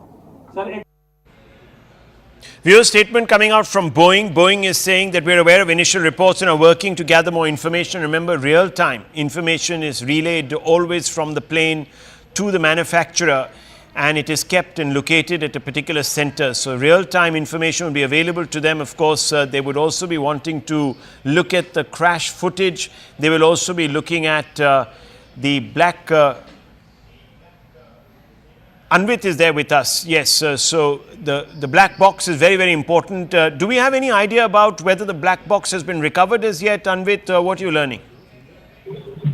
See, right now the operations on ground are focusing on rescue and evacuation, and all the passengers who were on the plane, as well as the casualties that have happened on ground, they need to be evacuated and taken to medical facilities.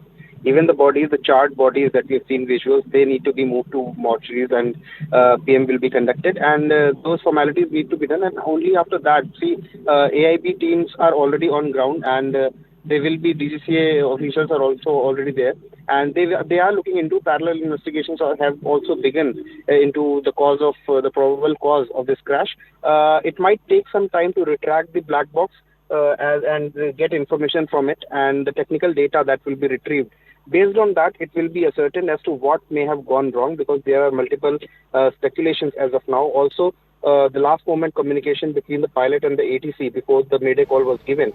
If there was any communication, or if there was any communication from the pilot highlighting that there is some issue with the aircraft, that also will be crucial in this investigation. So far, when we have spoken to the experts, they have highlighted two possibilities. One is the way the plane went down and declined on its flight path. One probable cause could be dual engine failure, which is certainly a rare thing to happen, rarest of the rare, in fact. This, however, it is being suspected that there is a birds problem in Ahmedabad. It is also in the Bangalore airport, we have reported in the past, but the menace of birds need to be really huge to bring both engines down. So that is also what makes it a rare happening, and that is one reason why the experts are saying that fuel starvation could be one reason, or fuel contamination could be one reason that why both the engines stopped working mid-air. That is one reason. Another, what they're talking about, is there could be a power outage or control jamming, which is also a possibility that would bring the plane down. So these are the reasons that the AIB will also be looking at, and also the DGCA. Well, can you confirm? Can you confirm? Because there are reports, of course, coming out that those are the Minister of Home Affairs. He's taking a flight right now to Ahmedabad. Of course, this area does fall under his constituency, or very near to his constituency, viewers, and he's on his way there. And we know that the Union Home Minister has already expressed his shock at this incident. We also know a senior BJP leader has been caught up in this crash. We're updating inputs on his exact status as of now. He's a former Gujarat Chief Minister. Mr. Rupani was on board that flight. What we are being told right now is that there is a lot of speculation that is going on in different circles about the reasons behind this crash. And many people are looking very closely at the footage. And as we have been pointing out through the afternoon, that when the plane took off, it didn't even have time to retract the landing gear, and suddenly suffers a catastrophic loss of lift, which people don't quite know how it could have been possible. How did it actually happen? Because fundamentally, the Dreamliner has known to be extremely, extremely robust. There have been questions that have been appearing of recent, however, on different aspects of it. Federal Aviation Administration of America had said last year that it was investigating claims made by a Boeing engineer, and there have been, of course, this is well documented, it's been on various Netflix series, etc., who said that sections of the fuselage of the 787 Dreamliner were improperly fastened together and could break apart mid-flight after thousands of trips. Well, no such incident has been reported of recent, and if clearly that was not exactly what happened here, you can see that it's the engines that, or perhaps some other issue with the hydraulics that caused this loss of lift, because certainly no part of the fuselage here has come undone. Otherwise, we would have seen this particular plane unraveling mid-air. Let me go across to Payal. Payal, on the right, pictures of the Union Home Minister leaving for Ahmedabad. Yes, it seems that the Home Minister will arrive in Ahmedabad in a short while from now. And of course, the Civil Aviation Minister also. What we are also learning, Rahul, that the BJP State President for Gujarat and Union Jal Shakti Minister C.R. Patil is also on his way to Gujarat. He has even also been asked to rush to Gujarat. He's also not just the state president, but he's also the union minister. He's the son of the soil as well. He's also been asked to go there and aid in whatever rescue relief operations are required.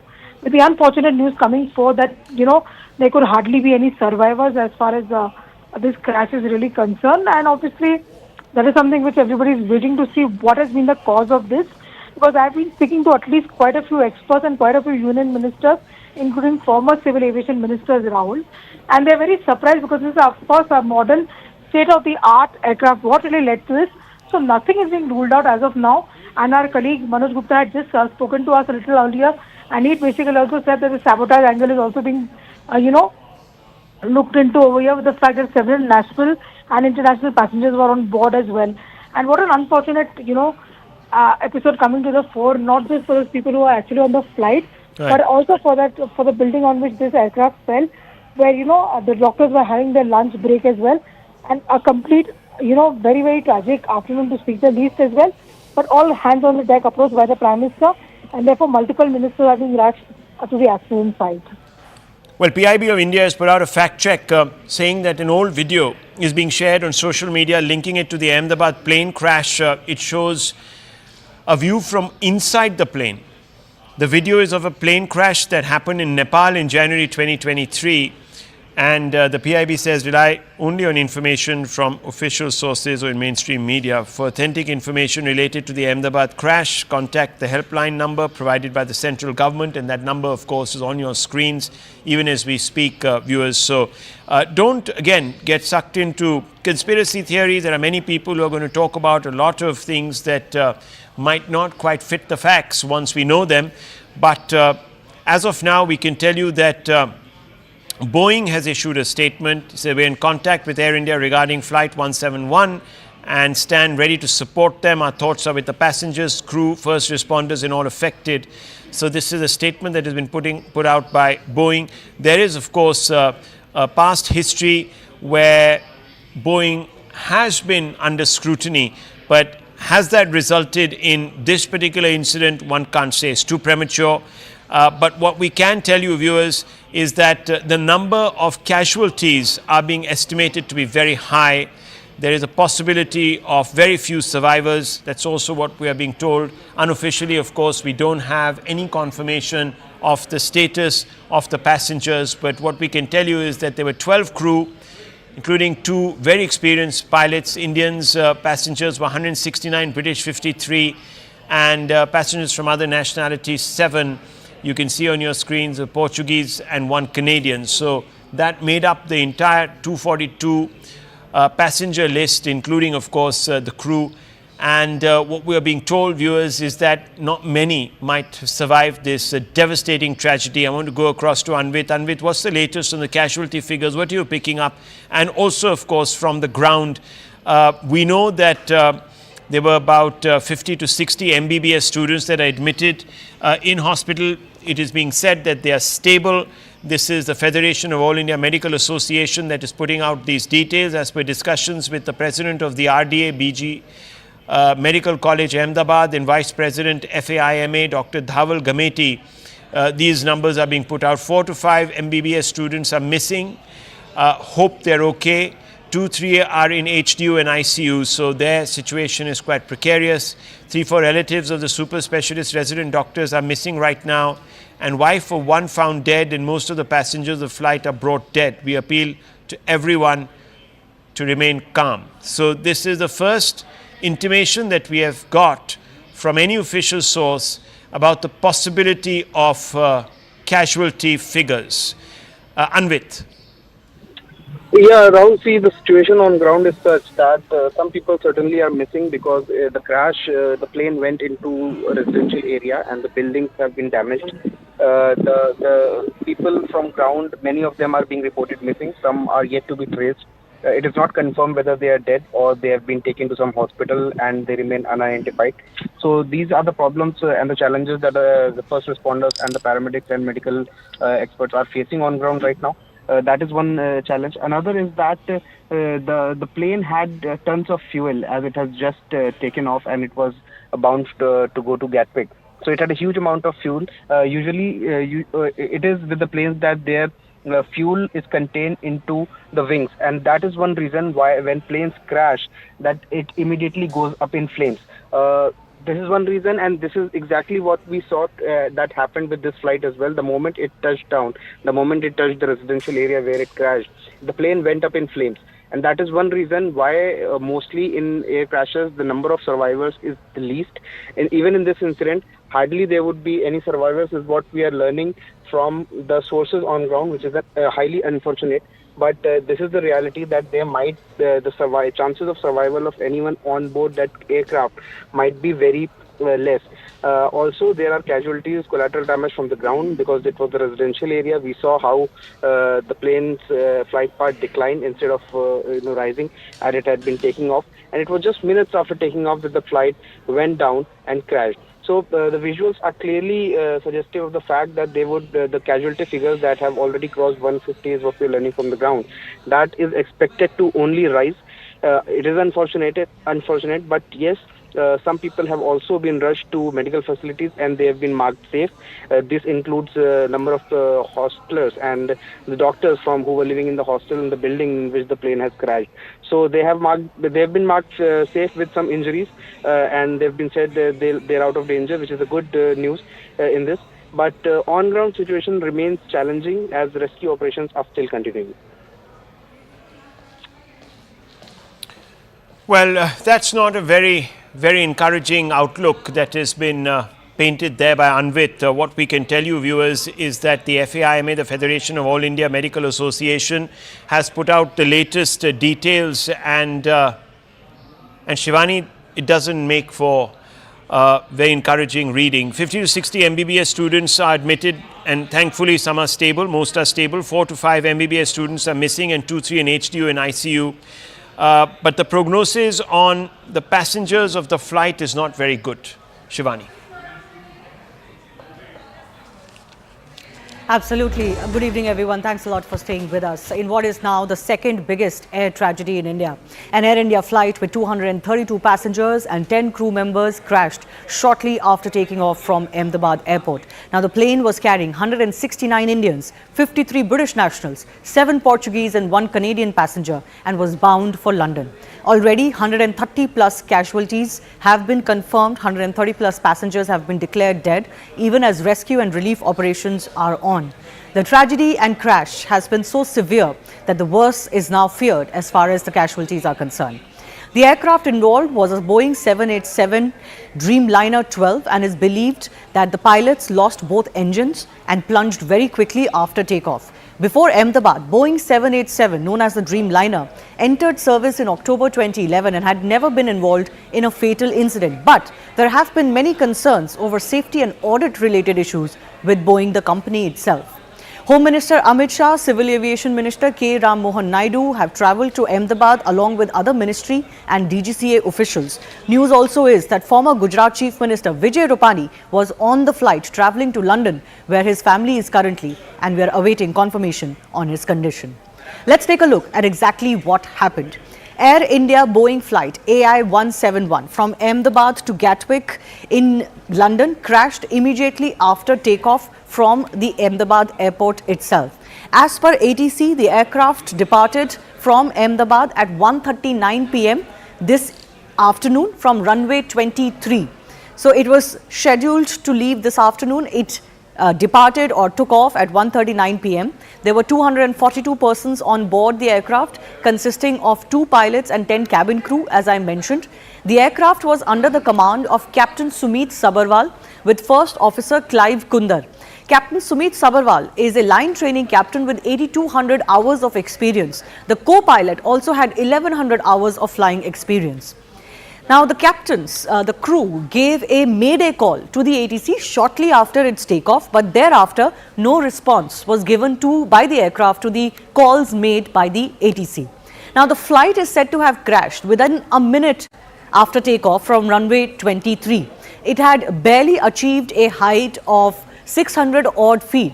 And the worst is that it actually lost control so badly that the pilots crashed right outside the airport perimeter. The Air India flight crashed at an under construction building, but it also damaged in its path a medical college and hospital, where few students have also been injured. We're also trying to ascertain more about their condition on ground. So what exactly happened mid-air? Initial data from flight Air India 171 shows that the aircraft reached a maximum barometric altitude of 625 feet only. Now, this is not a lot. This is just about 425 feet above the altitude of the runway itself, which is at 200 feet.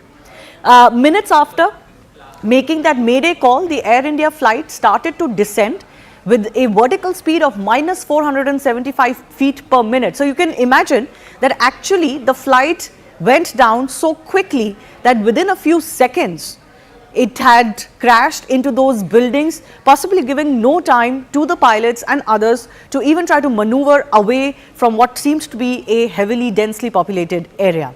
These are some of the videos that we have also been able to capture through various residents of that area. This is of course the moment the Air India Ahmedabad-London flight crashed. After takeoff, you can see that it immediately burst into flames, which is why we are fearing heavy casualties and possibly no survivors. Minutes after the flight crashed at this under construction building, visuals show parts of the flight up in flames.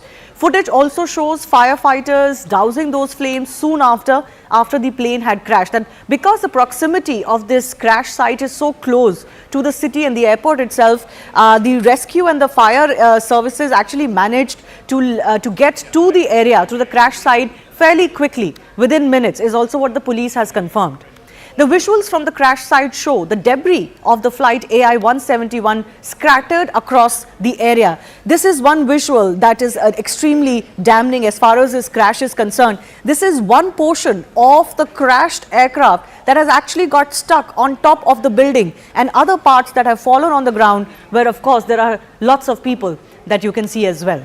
Dramatic visuals also show these parts crashing into these buildings at various areas. There is another mess hall where about 50 to 60 students that are studying, there are MBBS students that were studying in the nearby colleges, and there is a hostel where they used to live, and mess hall where they were eating lunch, when actually parts of the plane crashed into the windows of that mess as well. But thankfully there have been no casualties there, at least the mess hall is concerned.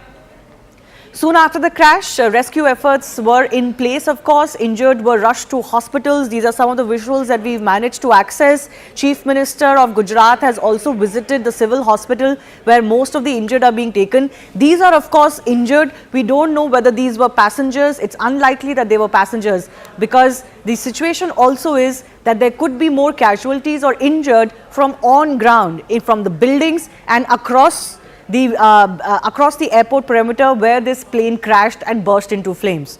We're also getting more fresh visuals that are arriving of the moments after the crash. Take a look at this visual. These are visuals of this densely populated area. You can see buildings are also on fire. There is debris on the ground that has caught fire as well. So these are the buildings that have come into the path of this crashing aircraft. We are being told that MBBS students lived in these hostels, and we are waiting to get more as far as their condition is concerned. But there is also a mess building, a mess hall where students had gone for eating during the lunch hour, which also bore the brunt, but less severe brunt of this crashing aircraft. At least there we spoke to an eyewitness. The students are safe. But the eyewitnesses told us that there is another building where this craft had crashed into. The visuals we also showed you earlier of the crashed aircraft stuck into the building, and there could be some casualties feared. But of course we're trying to get you the latest. Let's also listen in, not just to eyewitnesses but other relief agencies on ground as well. यहीं मेरे office में बैठी थी, जैसा धड़ाका हुआ मैं वहाँ office से वहाँ गई। बहुत बड़ा प्लेन क्रैश हुआ था, तो बहुत धुआं और आग लगी थी। जो डॉक्टर्स के फ्लैट थे उनको बहुत डैमेज हुए हैं, और उसमें से कितने डॉक्टरों को हमने निकाला है, लोकल कार्यकर्ता और सब मिलके।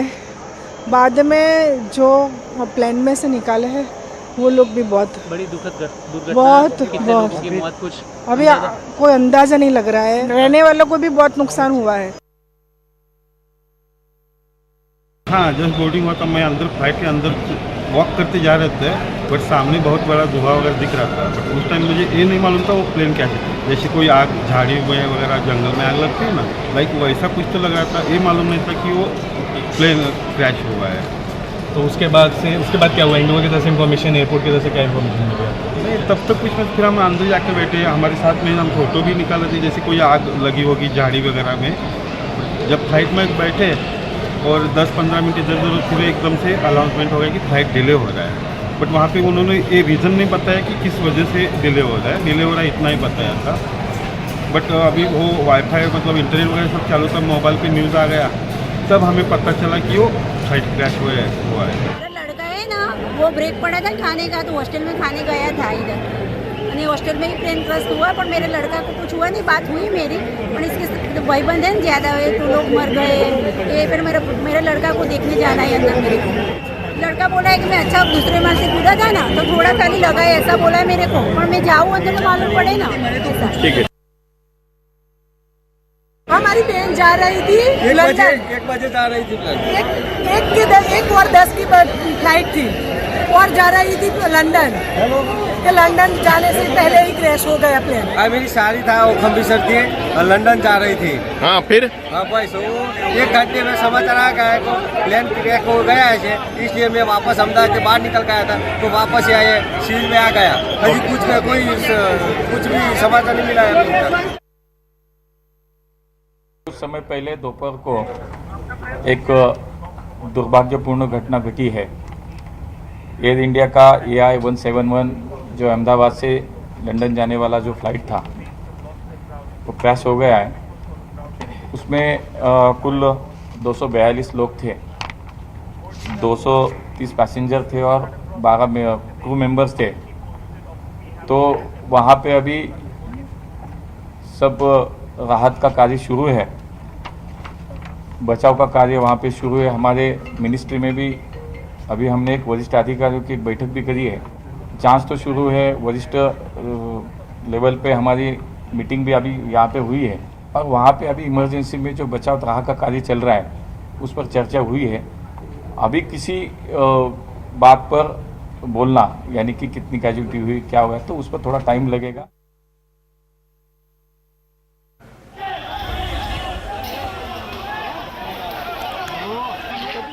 Let's go across to some of our experts joining us. Captain C.S. Randhawa is President of Federation of Indian Pilots. He's also served as former General Manager of Air India and former Deputy Chief Flight Operations Inspector at the DGCA. Group Captain M.J. Vinod is a former fighter pilot with the Indian Air Force with us.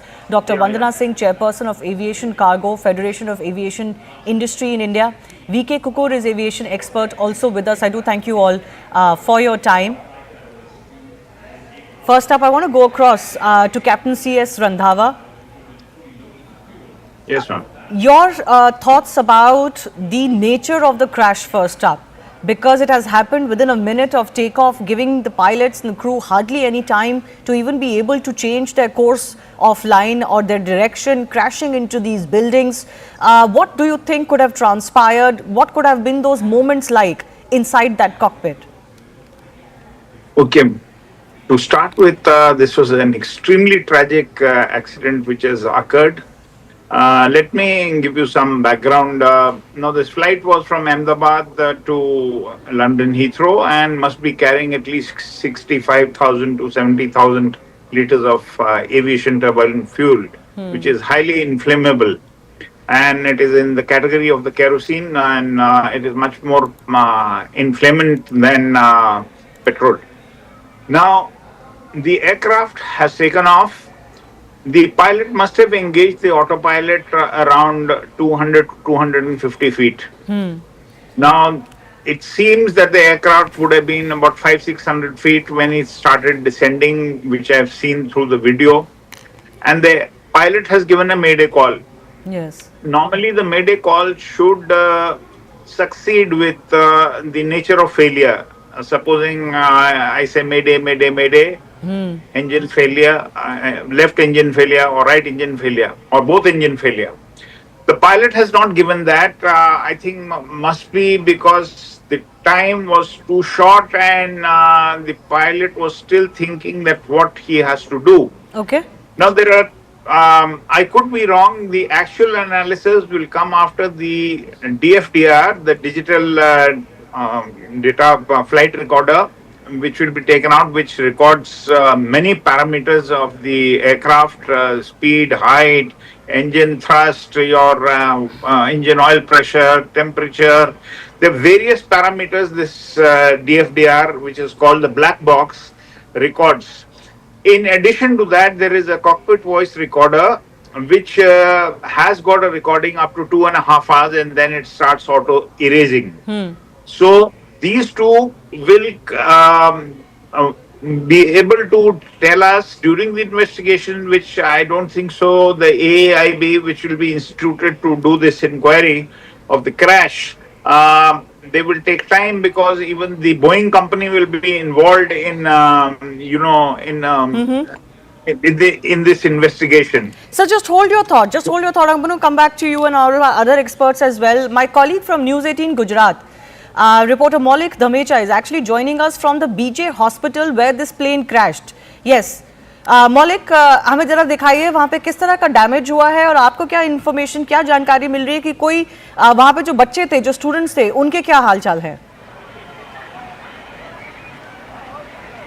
बिल्कुल पूरा मामला जो है वो 1:30 बजे के आसपास जब प्लेन क्रैश हुआ तब बना था। फिलहाल ये दृश्य से आपको दिखाना चाहूँगा कि ये जो पीजी अस्पताल है, जहाँ डॉक्टरी की अस्पताल से पढ़ते हुए बच्चे, जहाँ प्लेन क्रैश होने के नाते लगभग 22 से 30 बच्चे थे जो यहाँ पे प्लेन क्रैश होते ही सीधा ब्लास्ट हुआ और ब्लास्ट होने के नाते वो यहाँ जलकर राख हो गए। साथ ही साथ 133 से भी ज़्यादा पैसेंजर जो प्लेन में सवार थे, अहमदाबाद से टेक ऑफ की हुई फ़्लाइट जो थी वो लंदन की ओर जा रही थी, पर करीबन एयरपोर्ट से निकलते ही लगभग 1 किलोमीटर दूर आई होगी और 1 किलोमीटर दूर आते ही ये ब्लास्ट होने के कारण सारा जो है तहस नहस हो चुका है। पूरी बिल्डिंग जो है 8 माले की बिल्डिंग अभी लगभग 4 माले की रह चुकी है। पूरा काटमाल जो है वो खसने की काम जो है वो पुलिस, NDRF की टीम, पूरा गुजरात पुलिस का फोर्स और साथ ही साथ आर्मी की टीम जो है वो भी जुटी हुई है। लोकल जो पुलिस और फायर ब्रिगेड की टीम जो है वो भी फिलहाल तैनात है।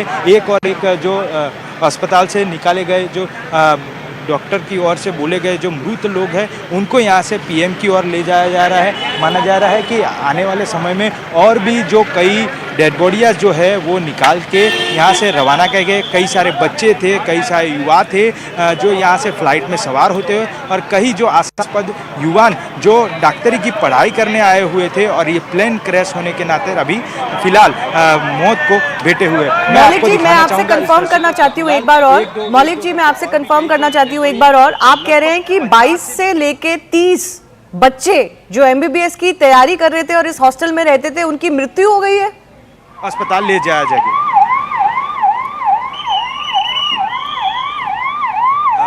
मौलिक जी, आपको मेरी अगर आवाज आ रही है, मैं एक बार कंफर्म करना चाहती हूँ आपसे कि ये जो MBBS की तैयारी कर रहे थे बच्चे, उसमें से 22 से 30 बच्चे उनकी मृत्यु हो गई है वहां पे उस हॉस्टल में।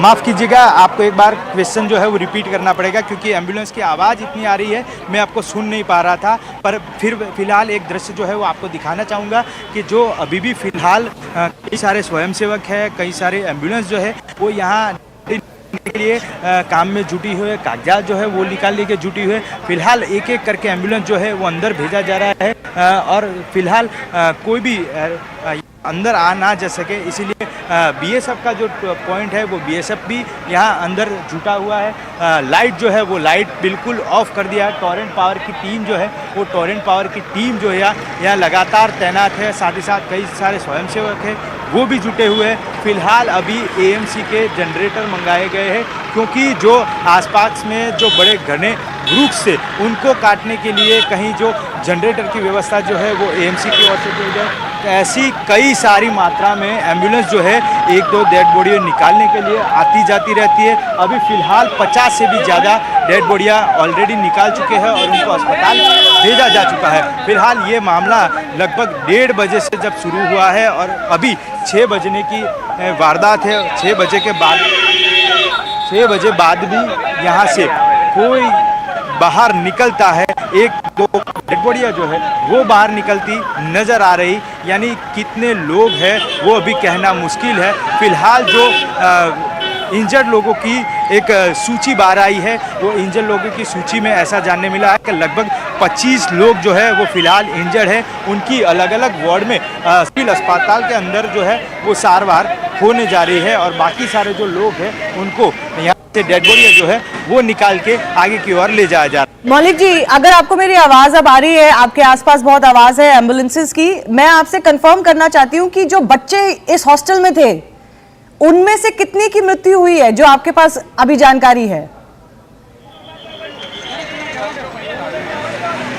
अभी जिस प्रकार जानकारी मिल रही है वो बेसिक इन्फॉर्मेशन है। बेसिक इन्फॉर्मेशन इसीलिए क्योंकि जब घटनास्थल पे ये प्लेन जब क्रैश हुआ, ये यही जगह है। मैं आपको एक बार दृश्य के मार्फत दिखाना चाहूँगा कि ये जो जगह है वो बिल्कुल यही जगह है कि जहाँ से प्लेन का कॉकपिट होता है, और कॉकपिट के आगे का भाग से लगभग 58 लीटर जितना फ्यूल जो था वो फ्यूल होने के नाते यहाँ टकराया था, और टकराने की वजह से ये सारा जो बच्चे यहाँ हॉस्टल में पढ़ते थे, रहते थे, उनको यहाँ लगा हुआ था, और ये सारे लोग यहाँ अभी मौत से जुटे हुए। सारे कई लोग जो बच गए थे वो बच गए, उसको अस्पताल में दाखिल कराया गया है, उनकी सारवार जो है वो चल रही है। पर जब तक आंकड़ा मिल पा रहा है कि 22 से भी ज़्यादा बच्चे यहाँ थे, उनको ले जाया जा रहा था, और उसमें ये हादसा हुआ, और ये हादसे में कई सारे पैसेंजर भी थी, और वो जो पैसेंजर का आंकड़ा है वो अब तक 150 से भी ज़्यादा होने का माना जा रहा है। Okay, Maulik Dhameja, thanks a lot for joining us. Let me go back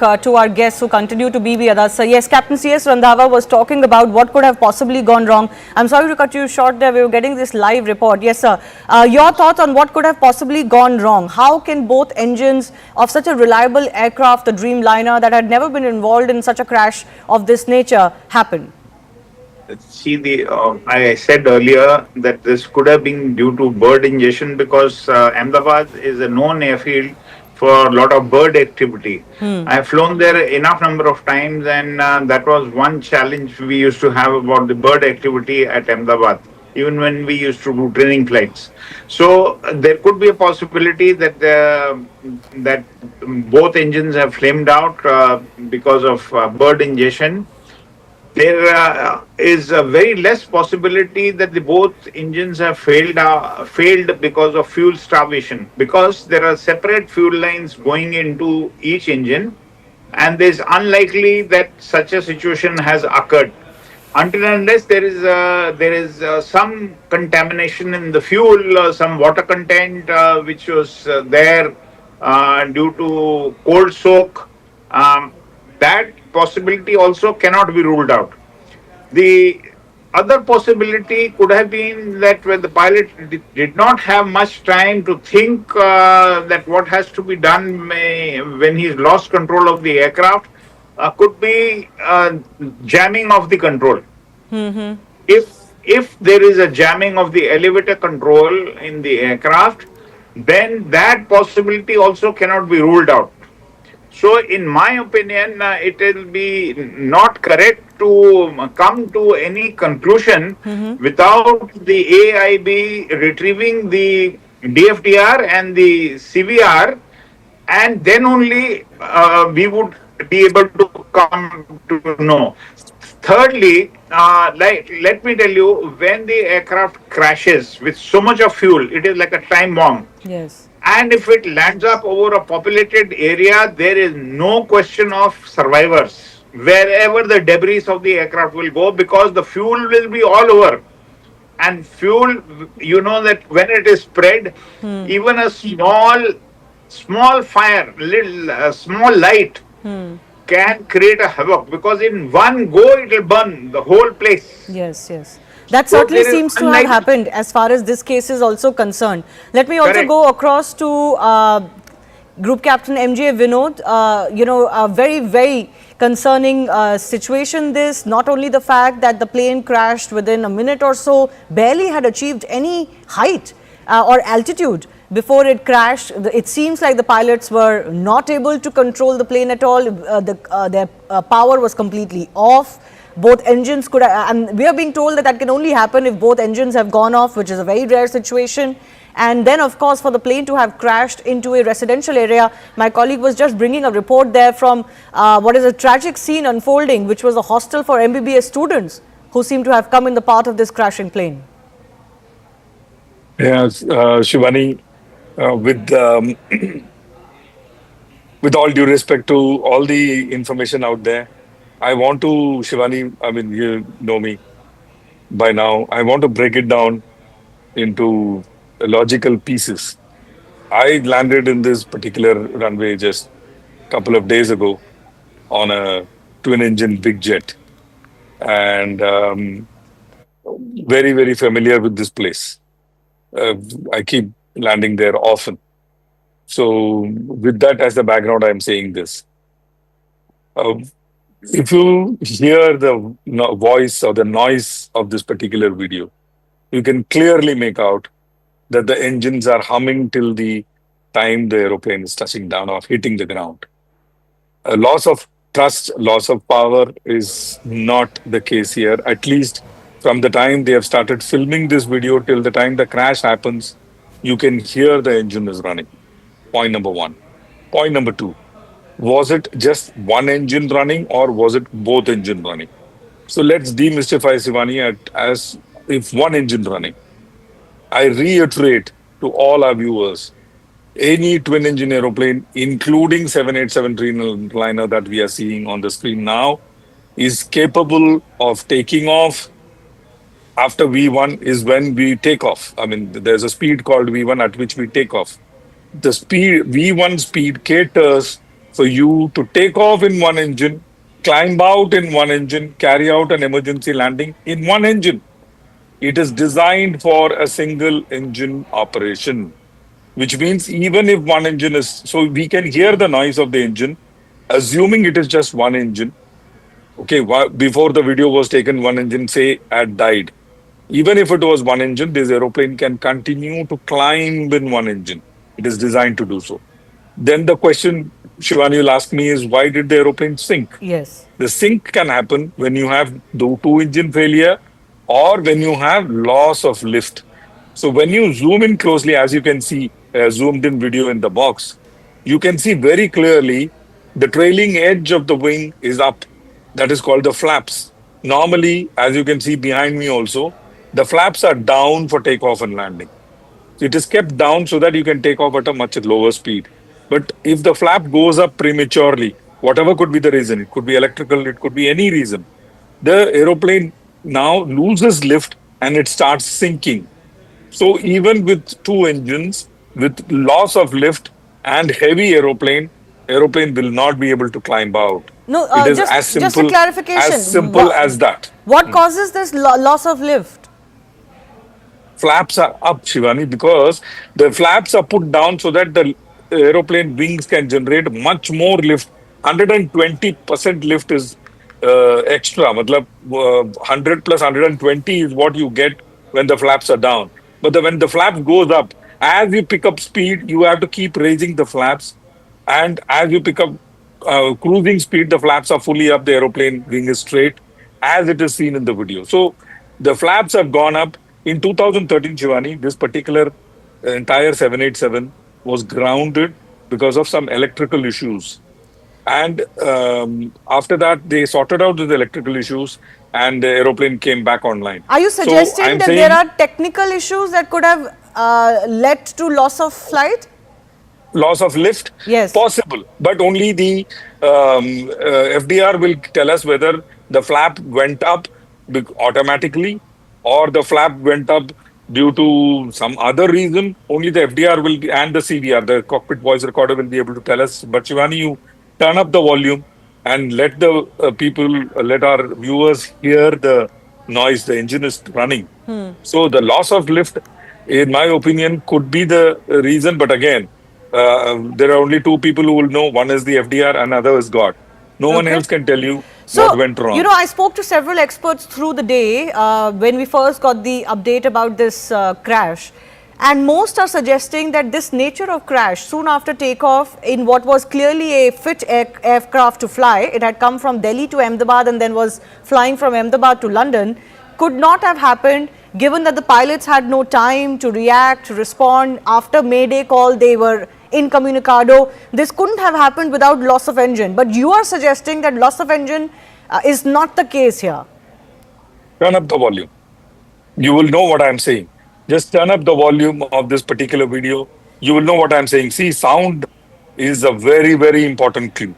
Visual, Okay. yes, but sound is a very, very important clue, especially. You'll be surprised to know, and the viewers will be surprised to know. With sound, you can even make out what is the RPM of the engine.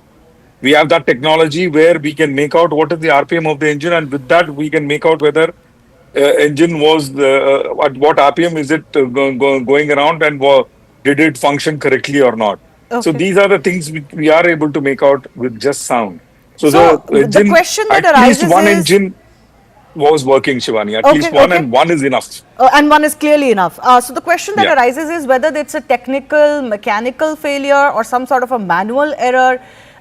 Dr. Vandana Singh is chairperson of Aviation, Cargo and Federation of Aviation Industry in India. And Dr. Vandana, I want to come to you with the issues surrounding the Boeing. While the Boeing Dreamliner is being called an airline with great safety record, we do know that there are whistleblowers plus other investigations that have happened into Boeing operations that have pointed out to serious lapses in security protocols, audits, etc. In fact, in April 2024, a whistleblower had actually warned against the safety of the Dreamliner 787 itself. What do you make of what has happened today? Rightfully said, well acknowledged, and thank you for having me on your show, Shivani. Yes, indeed, first of all, 787, a Dreamliner as such is a very robust aircraft, and it has a good health check about it, that it is flying all over the world, and it's being maintained well. There are whistleblowers everywhere, whether it's Airbus, whether it's Boeing, whether it's any other company, we know about that. I am actually questioning the maintenance of this particular equipment, and if all the checks were done in order. I'm also hearing all about, what could it be? Of course, the flight data, the recorder is going to reveal what it was, but it could have been a massive electrical or a software system failure cause, which means it is causing total FADEC, full authority, digital engine control, meaning complete down. But then, if the engines were running, the question is what went wrong. It could be a critical maintenance issue. It could be a weight and volume issue. It could be a misdeclaration on the flight. It could be cargo. It could be something as simple as a lithium battery or dry ice or something which is cargo aircraft only, which is loaded on this equipment. We also see it tail heavy. When we are seeing the visuals, we are also seeing it tail heavy. So there are many questions there, many speculations there, and all the experts are talking about it. But having said that, both Boeing and Airbus are having their own, set of flaws, questions. Do not forget the Qantas flight in 2008, where not engine failure, but how electrical and software glitches completely disrupted it and caused the crash. So the question is, we can speculate right now. Flight data, the recorder is going to reveal everything, but whistleblowers are definitely needed. Whistleblowers have to come out, because this is talking about the safety and security of human life. We are playing with that. And I'm questioning everything from ground handling to critical maintenance to the fact, did this go through a check? It's an 11-year-old equipment, fine. It has a long life, no problem. But did it go through its A checks, which is 400 to 600 hours? Was it being checked properly? And I won't even question the C check or the D check here, which happens every 12 to 24 months, or D check, which takes after every 6 to 8 years. Was that being done? Were the audits being done by Air India? We are doing audits on Turkish Airlines, very good. Are we doing audits on Air India? Are we even checking if everything is in order? Is the maintenance coming into play? Are the people there, actually the engineers, doing their job? Is there contamination of the fuel? Why is it tail heavy? Is there a misdeclaration of weight volume? What is it? These are the questions that come to my mind at this point of time. Over to you. VK Kukur, what do you make of it? This is a unique kind of a crash, if I can say so. You can correct me if I'm wrong, but I'm saying this after speaking to several experts during the day over the last 4 or 5 hours, where they seem to suggest that, this is a very unique kind of crash. Something like this is not witnessed very often. Because the kind of crash, the visuals that have been captured suggest that there was engine loss. Some of our experts are now suggesting that engines were working. They can hear the clear engine hum in the visuals that have come out. What is your sense of what could have gone wrong? It's a very, very unfortunate thing which has happened in the history of aviation. As far as 787s are concerned, they are supposed to be the best aircrafts, and I find that there is no reason at the moment to say that there's a maintenance issue or any other issue. It is something which has happened in a critical stage of the takeoff. It has happened when the aircraft is not even 400 feet above the ground. It has happened, it can only be ascertained when DFDR and cockpit voice recorders are checked and the truth will come out. But it appears there seems to be a power loss, whatever reason it could be. And the pilot must have tried to maintain, and that is why you can see the nose of the aircraft is going up and up little. That means he's trying to maintain and he's losing the speed. And the aircraft is descending maybe 400, 500 feet per minute or whatever it is. Now, it can be a loss of power, it can be a loss of lift, it can be any other reason which has taken place in split of second, which probably did not give any time for the pilots to do anything, because they were handling the aircraft fine, because you could see the aircraft the way it is going down and it is stable. There was nothing that it was tilting here, there, or some failures have taken place and trying to correct them. No, it's flying off. From the pictures I can see. Rest we'll come to know, but it's very, very unfortunate, and there is nothing else can be said at the moment. Absolutely. No, absolutely. This has really shocked the entire country and the entire world. This power loss that you talk about, this power loss, just for the benefit of our viewers, what all things can cause this power loss? Power loss can be due to bird also, can be any reason, because I am not an engineer or I am not an expert on 787s. But it looks like the engines were not developing the power, and that is why he was trying to maintain the height by pulling the nose up. This is what I can see from the pictures. And it is a very critical height. And it did not give him time to even turn back and land. Yes. Because if he had turned back, there should have been some speed. Yes. Otherwise, it would have been drag and it would have been fall. So he was trying to maintain. That's what I can see. Yes. I don't know much more than this, but it's a very, very unfortunate, and we cannot at the moment pinpoint any fault at the moment, till such time the investigations are carried out. And the aircraft has already flown from Delhi or Bombay to Ahmedabad. They must have done the checks at the transit also, at the night stop also. So I don't think that if something has gone wrong, it has gone wrong in maybe 4 second or 5 second time. Right. 5 seconds, 10 seconds, because the aircraft has not attained more than 400 feet from the ground. Absolutely. It happened very soon after takeoff. Hardly any altitude had been achieved by the aircraft. It is a critical stage of takeoff. Yes, yes. Captain Saurav Bhatnagar, who's a former A320 pilot from with Indigo, is also joining us. Captain Bhatnagar, your sense on what could have gone wrong as far as this crash is concerned? Hi, good evening. First of all, I must, say this was a very tragic accident which has happened in the history of, 787 Dreamliner, one of the very best and one of the very excellent aircraft to fly by. Though I'm an Airbus 320 with Indigo and Air India Express. And, a lot of theories, the moment these kinds of accidents happen, so there's a lot of theory starts, floating in the air, in the WhatsApp group, in the pilot group and everything.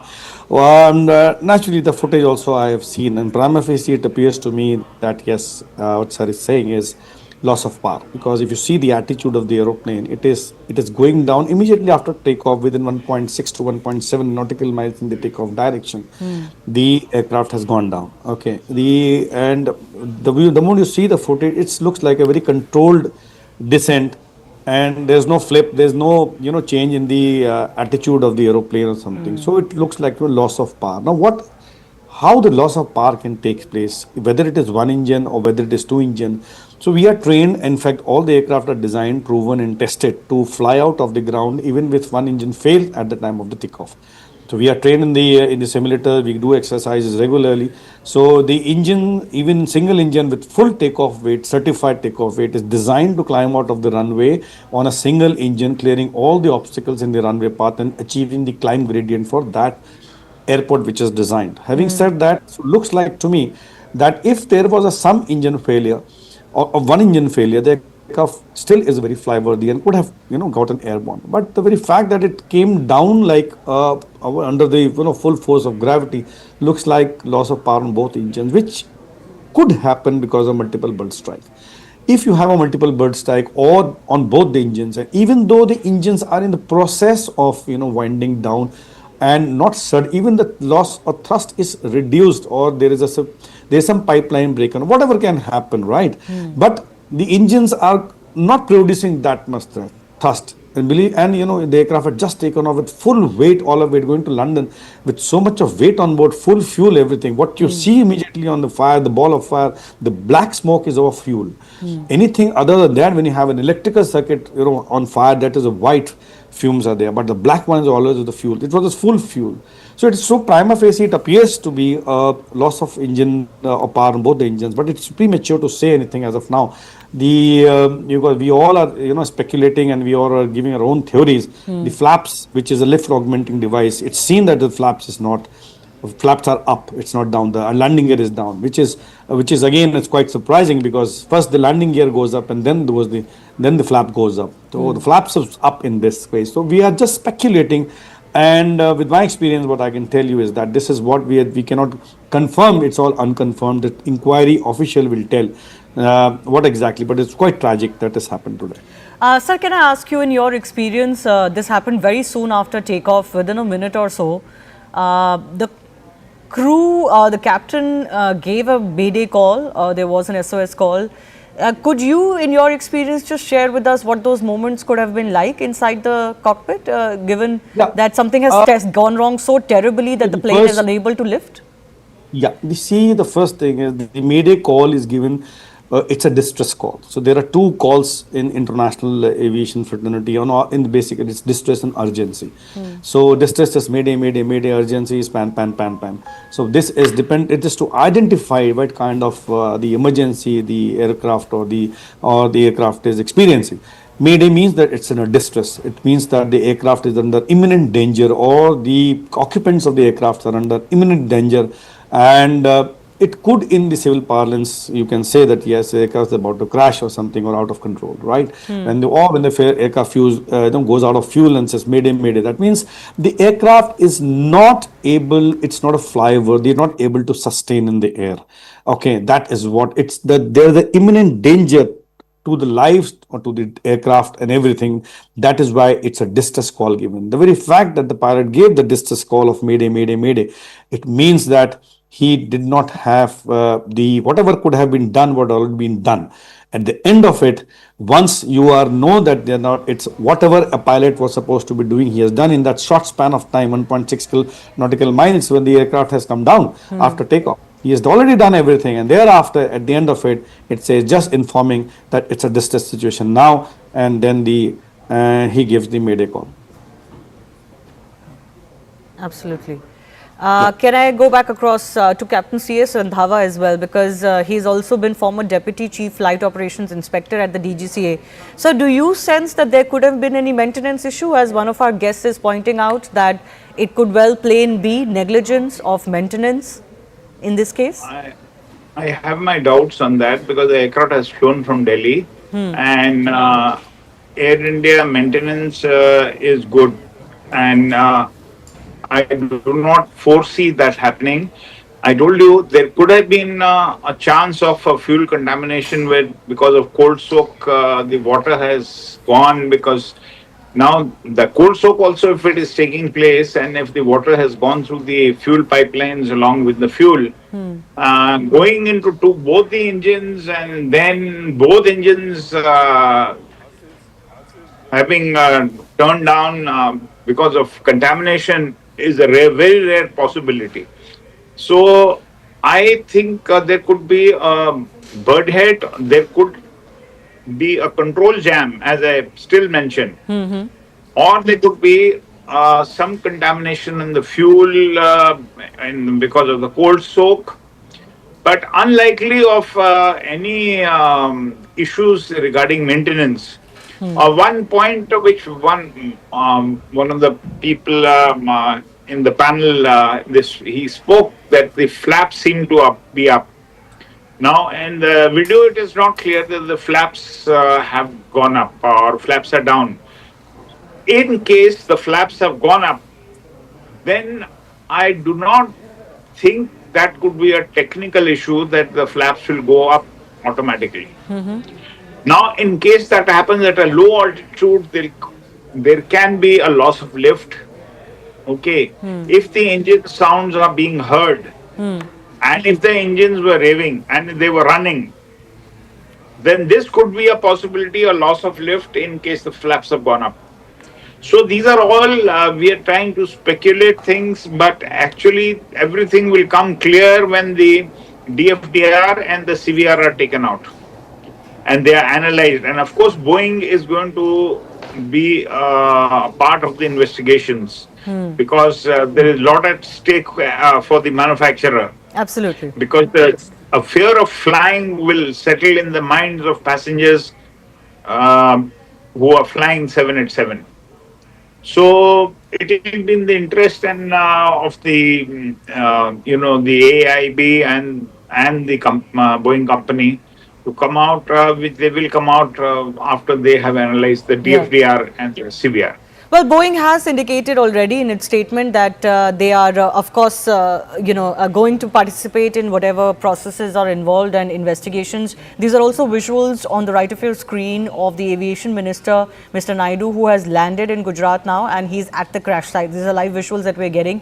We're also, of course, expecting Home Minister Amit Shah, along with officials of the Civil Aviation Ministry, the DGCA, and others who've been asked to be on ground, because it is really in Ahmedabad where most of the efforts are required. There are additional trains that have now been announced for to and fro Ahmedabad, especially from Delhi and Mumbai, because flight operations were disrupted and possibly people might want to take a train out, in or out of the city right now. I want to go back across to Captain Saurabh Bhatnagar one more time. Sir, this jamming that has been talked about, some other experts had also mentioned this during the day, this control jam. What causes this, and what can a pilot do in a situation like that? What Captain Randhawa has said, yes, control jam can happen at any time, control surface jamming, anything which is motor failure, or because it's a fly-by-wire aircraft, electric signal goes and then the hydraulics operate the system. So if there is a control jam or a control failure, definitely the aircraft will not be able, the pilot will not be able to control the aircraft. But what I what my thing is that even if there is I would say a control failure or control jam, if the engines are developing thrust, and if the pilot at that point of time, move the thrust levers to toga, full power, the aircraft will climb out immediately. The aircraft did not climb out, it went down. So with the control, even if you open full power of the engine, the response of the engine, the aircraft should be the climbing out. right? And secondly, if there is a partial or asymmetric control jamming or something happen, then there will be some part of the flipping or cartwheel, what we can say, that there will be a different if the control have been jammed. So what the video footage we see that the aircraft is maintaining while the aircraft is going up, its nose is going up. While the aircraft going down, rather, the nose is started going up, and there was very quite high altitude when the aircraft touched the ground. So my thing is any kind of control failure initially. The moment you put full power out, there is definitely a lot of thrust is generated immediately on the engine, and there will, even if there is a control is not able, the aircraft will have a nose up attitude and go up faster instead of going down. So something So more. that's my take on this. Something more could have happened, and not just a control jam. As far as the situation. It was basically it came down under the force of gravity. That's what I get, and because the weight was very high at that, it couldn't have glided also something of that sort. Wherein controlled by lowering the nose, there was no height itself. Wherein or there is a loss of lift. Even if you lower the nose and develop some wing, the speed over the wings to get some lift, there was no height to do that. Yeah, absolutely. Well, certainly very tragic whatever has happened, and one only shudders to think what would have happened in the cockpit, giving pilots no time really to do anything. And there are about 50 to 60 medical students who have been taken to hospital now, we are being told, and we really do pray for their well-being. Let's also take final comments from Group Captain MJ Vinod and Dr. Vandana Singh one more time. Group Captain Vinod, certainly investigation is going to be very key here. The world really deserves to know what really caused this, because we don't really want speculation for too long, and we certainly don't want the fear of flying to set into the mindsets of people. Absolutely not. And that is why I'm trying to piece it, Shivani, logically. Umpteen number of reasons are there. All those reasons can be sifted out by just these visuals. And, when aeroplane is heavy, when the flap goes up, very, very important point this is. Like I said, if you could run the few visuals just with the engine noise, you can make out that engine is still running, which means power is there. When the flaps go up, Shivani, there's something called, at least in the Airbus, we have something called VLS. And there is, we call it the barber pole, the low speed regime. It comes up and the aeroplane goes into low speed regime, and especially when you are heavy, you get into low speed regime very fast. You get into stall condition very fast when you take the flaps up prematurely. And in this case, it is the loss of lift. The reason could be umpteen, including electrical. So that is something we may need to keep in mind. Why the flap went up is the question that FDR will answer. Flap went up is the reason it went down into the ground, is my take on the subject. Rest all or noise. Over to you. Dr. Vandana Singh, we did get an update that the entire fleet for Air India is now being reassessed. Do you think there should be an across airline kind of exercise done post this crash, even though we cannot ascertain the very reasons for this crash right now?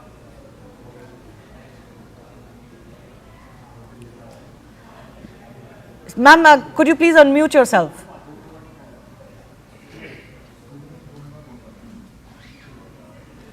Dr. Vandana Singh, can you hear me? I can hear you. Yes, go ahead. We can hear you now. Thank you, Shivani. My comments on this is absolutely there should be complete audits on all equipments that we have in India. We should be very, very vigilant. This was the writing on the wall. It has been for a very long time. We have been seeing various cases happening in the US where we have been coming on the various channels and discussing it, and including the case that happened at the Jeju airport where it went into a thick wall. Now the question is that it is very pertinent, it is very important that these checks are done. We should not be just looking at Turkish, we should be looking at ourselves also, and we should be making sure that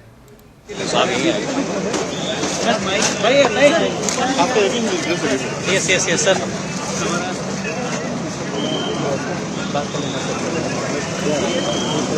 Aviation Minister, Mr. K. Ramohan Naidu, to speak. The media is there with him. He's at the crash site. In fact, those are the buildings that you can see in the background. These are the hostels, we are told, and medical college students were actually staying in these hostels. One of the buildings is the mess.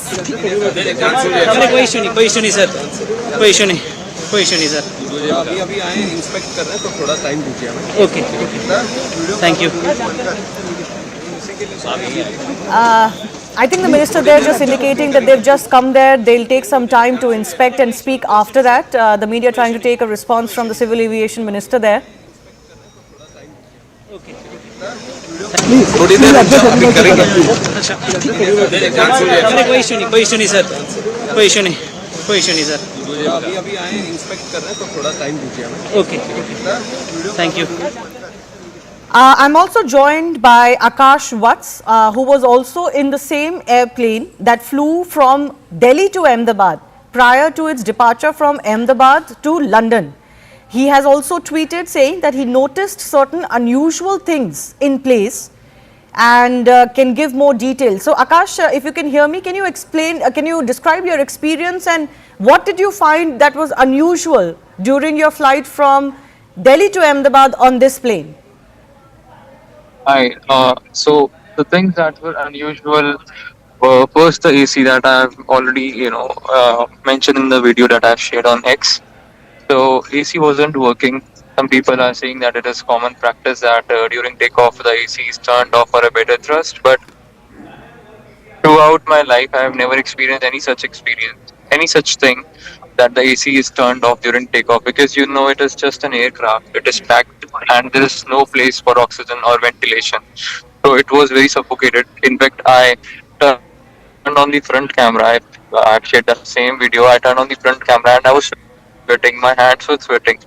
After the takeoff, the compressor was like getting turned on, turned off, on, off, on, off. So the temperature, it was not stable. And usually I fly wearing a full sleeve shirt or jacket, but today I'm flying in a half t-shirt because initially I thought that it would be cold and I would be needing a blanket, but it was so hot inside the plane throughout the journey. I mean, I was not able to tolerate that why it is happening. Secondly, in-flight entertainment, that is very common in Air India. It usually works. But now the thing in Boeing 787 is two things are there. One is that you don't have the option to move the flap up and down. The second one is you cannot call the cabin crew by just pressing the button in the overhead like on your overhead, right? So there was no button in the overhead. There was the button in the remote control, which I have clearly shown in the video that the button was also not working. When the plane was on ground, I wanted to call the staff, I mean the air hostess, to tell her about the issue. But then I was not able to call, and right after takeoff they came. But by that time I adjusted ki okay, it's just half an hour or like it's just 1 hour flight. In 40 minutes we'll be landing. Kya hi bolna? Everyone thinks that ki yaar ab jo ho gaya kya is pe. It is not working. If it is not working, so it will not work. So I ignored it. Third thing was I was sitting on seat 25A, right, and I was just next to this left engine. Right, I'm listening to these news now, but I'll be giving my opinion. So I noticed that the wing, I was thinking that they are not like properly. They were like kind of unstable, yeah. All right. We'll take that on notice. Thanks a lot, Akash Vats, for joining us. He says that he has experienced some unusual instances when he boarded the same plane when it flew from Delhi to Ahmedabad earlier in the day. Time for me to wrap up Plane Speak. The right stand is coming up in just a bit.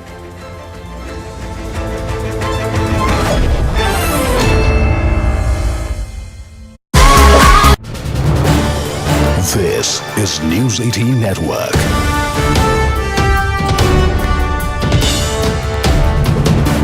India's largest news network.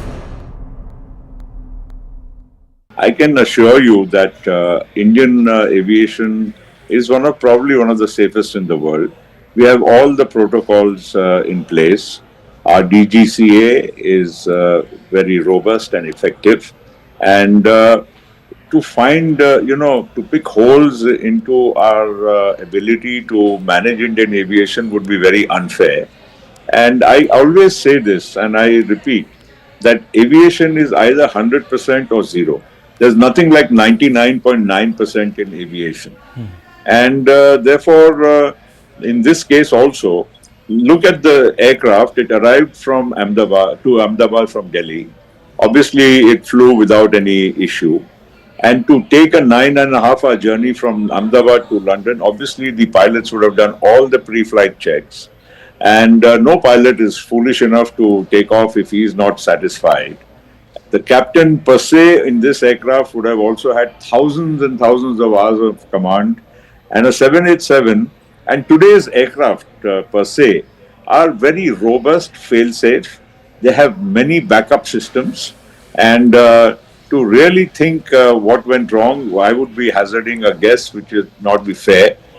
But the point here is the aircraft did go on a takeoff roll, and between the time the wheels went up and the time it crashed, probably the time frame would have been almost only about 60 seconds or so, because you can't go to 800 feet and crash and it be within less. I mean, the time span is only 60 seconds. Now he's already given a mayday call. Now I don't know what exactly went wrong. It will be again hazarding a guess, which would be unfair. The only thing which can be ascertained is now, since the aircraft has fallen just a few hundred meters from the airport and in the BJ Medical Complex, therefore, to retrieve the black box and the other equipment would be also, quite simple. We would be able to ascertain only after that. Let me tell you one more thing. In today's aircraft, they are very sophisticated. All the parameters of an aircraft, right? Every single second the aircraft is in the air, all the parameters are recorded, not only by the aircraft, but they are also transmitted to a central command, real time, of the airline itself. So if there is, when an aircraft does a flight, there is a way to ascertain every single parameter during whatever the duration of the flight. So if anything would have gone wrong prior to this flight, or which may have escaped the attention of anybody, I'm sure this will be retrieved in no time once the equipment is found. Now, Mr. Patel, just to go back in time, because this fleet, the Dreamliner, very, very safe. I think from what the experts are saying, and I only have them to sort of lean on for facts, they've said that this is the first time a Dreamliner has actually crashed anywhere in the world. Now, most of these Dreamliners were purchased, I suppose, about 10, 12, 15 years back by Air India when it was still government-owned. Obviously, there would have been a huge procedure that must have unfurled within government to select the plane. There would have been due diligence. There would have been all sorts of studies that would have been conducted. Well, most certainly. I mean, first, the procedure itself in government is a very robust procedure. Goes through several layers. And ultimately, the basic selection of aircraft is done only on technical parameters. Because, the airline, requires a certain type of aircraft for certain, lengths of the flights. You want to go to the US, you want to go to the European countries, or to, 8-hour flights, 12-hour flights, and so on. And the kind of configuration you want. Let me also tell you that the Dreamliner, at the time it was ordered, was one of the most sophisticated, advanced fly-by-wire aircraft which was going to be produced. And it was ordered by probably most major airlines in the world, Air India also being one of the early ones. And to now even discuss it would be unfair, because after this particular aircraft,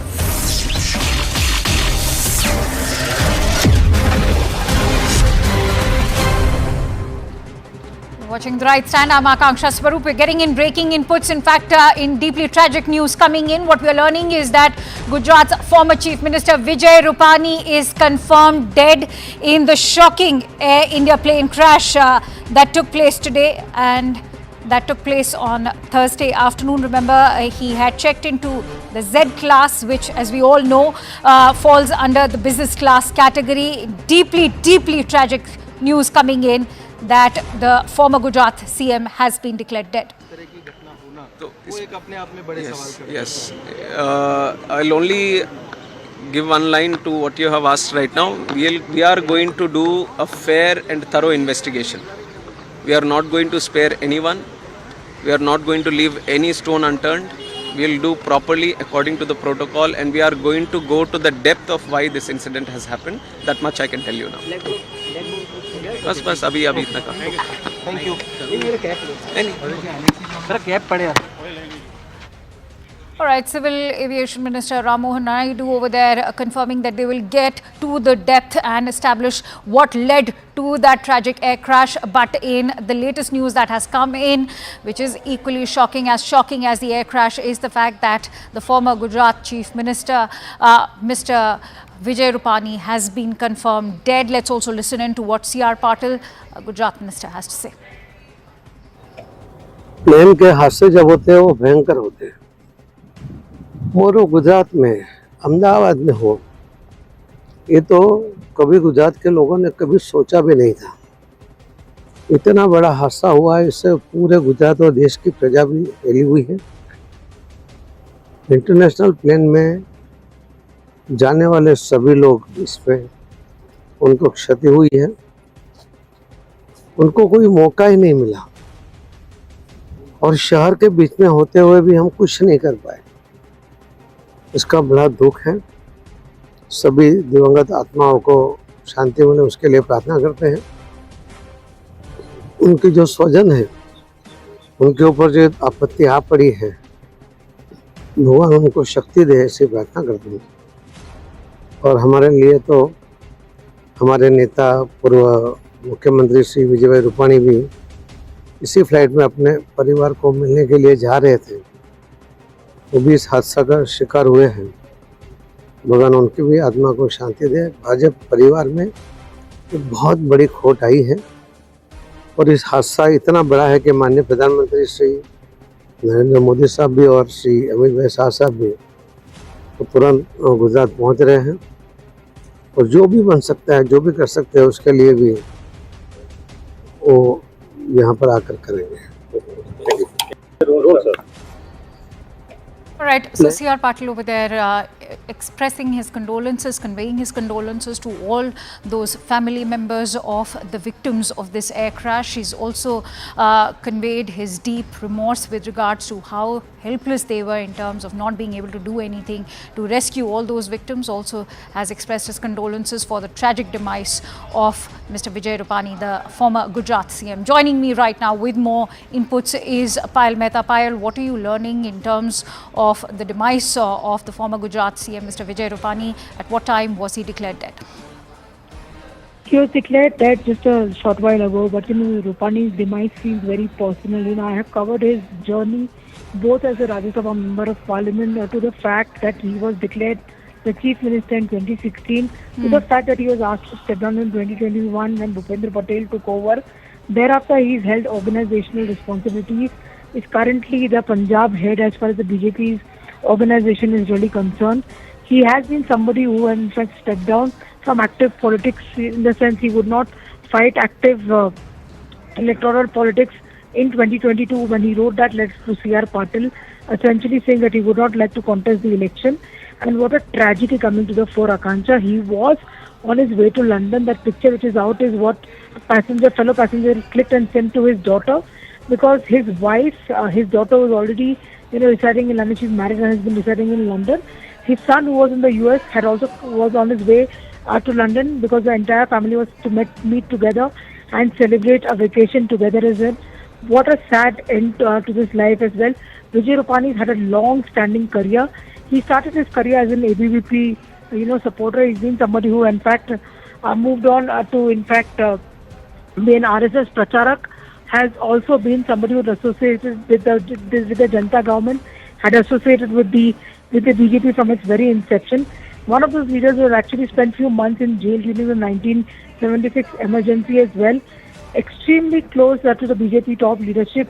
Hails from Rajkot, is a Gujarati of the Jain community, has held multiple responsibilities, both with the organization and also with multiple responsibilities, including being a mayor in the past as well. What a sad end to the 68-year-old life. And Vijay Rupani, in a way, was on a happy trip to London trying to meet his family for a vacation, and it ended in a very, very tragic manner. One's heart goes out to his entire family that has to actually deal with this tragedy now.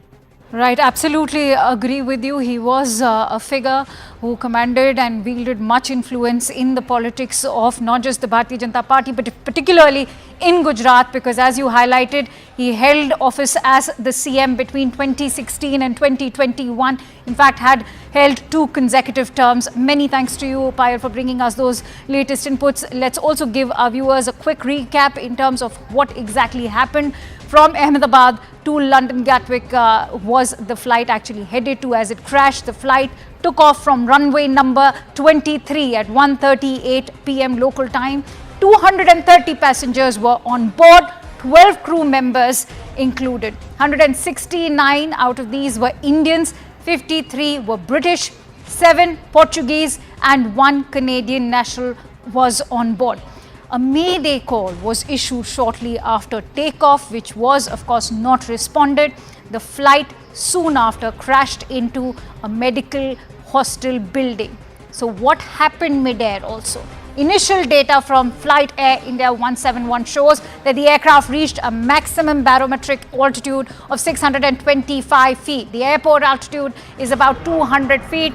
Minutes after making this mayday call, the Air India flight started to descend rapidly with a vertical speed of minus 475 feet per minute.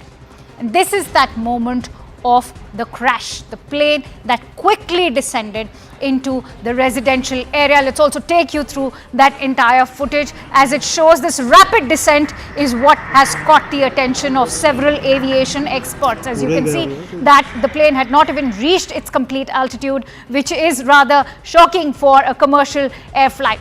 The blaze also soon after erupted, and it was a catastrophic blaze that took place. As you can see, this is in fact the entire debris and the crash site with the debris and the fuel catching fire, gutting several buildings. As you can see, the smoke continues to bellow out, and those are the gutted buildings in the background. Parts of the plane crashed into nearby residential areas, wrecking several buildings, as you can see. And it is the medical students from these buildings that are still struggling for life. Many of them are also being reported dead. But what has caught the attention of the viewers is the nose of the aircraft, which is stuck inside the building. Plane parts destroyed several buildings near the crash site. The parts of the fuselage and engines were cut into several buildings, as you can see. The teams soon after kicked into action. All these emergency teams were activated. They were working round the clock, even as we speak, to douse the flames at the crash site and the nearby buildings. This is one of the deadliest Boeing crashes. Remember, if we look at the cases across the globe, let me give you a quick recap of what happened in December of 2024. Jeju air crash happened in South Korea. It was a Boeing 737-800. What was the reason? It overshot the runway post-emergency landing. What was the death toll like? 179 people of the 181 which were on board were all killed. Let's now quickly rewind to 2019 March, and Ethiopian Airlines, again a Boeing 737 MAX 8. What was the reason? It crashed post-takeoff from Addis Ababa, led to a death toll of 157 passengers and crew members, all of them killed. In October of 2018, the Lion Air Flight 610 in Indonesia crashed. It was a Boeing 737 MAX 8. The reason that was given that time was that it crashed into the ocean soon after takeoff. All 189 on board were killed. If we look at Air India crashes at home, especially in August of 2020, Air India Express flight 1344 killed 184 passengers, 6 crew members, and the reason given was that it overshot the runway during the landing. The death toll was 21 fatalities, and the conclusion that was drawn, in fact, was that there was a non-adherence to the SOPs by the pilot. Now, in May of 2010, in Mangaluru, the Air India Express flight 812 killed 160 passengers. and 6 crew members that were on board. The reason that was given was that it overshot the runway, fell into a gorge and led to the death toll of 152 fatalities. The deduction was that the captain failed to discontinue the plane. And so the Ahmedabad air disaster is the deadliest crash in Indian aviation. It has, of course, prompted several unanswered questions. Let me bring those questions forward to you. The first most burgeoning question that begs our attention is, was there a technical issue detected a day before the flight that was perhaps missed out on? The other question that also is being raised is what prompted the pilot to issue the SOS within 5 minutes of the takeoff. Can foul play angle be even ruled out by the authorities? Will all Boeing 787 planes now be put under scanner following this deadly air crash in Ahmedabad today? Will the black box unlock the mystery behind the plane crash? These are all the host of questions that beg and people are still looking for answers for. Now, we are also getting in some breaking inputs right now. Sources from the Ahmedabad police have gone on to say that one survivor has been rescued out of that entire plane crash that happened. So far, only one survivor. Almost a miraculous incident that there's one survivor who has been rescued. The confirmation coming in from Ahmedabad police as we speak. This, remember, so far is a lone survivor who was sitting on seat 11A. Payal Mehta joins me with more inputs. Payal, share the details with us. Well, what we're given to understand is that there is possibly one survivor. That is at least what the authorities are confirming. So that was actually at least some glint, of hope in this entire otherwise dismal affair that was only seen.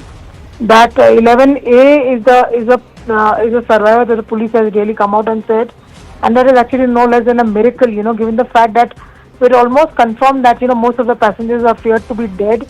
In this, including the building against which it crashed, where doctors were eating lunch during the lunch hour as well. This is tragic beyond, beyond one's imagination, but at least one faint glint of hope. And that survivor actually must be a real survivor to survive this entire crash where everybody around him is feared to be dead. Akansha. Also, Payal, what are you learning in terms of the condition of this survivor? How seriously or gravely is he injured, and are there any hopes of him? All right, we seem to have lost that connection with Payal, but what we can tell you is this is almost a miracle that we have a lone survivor from that plane crash.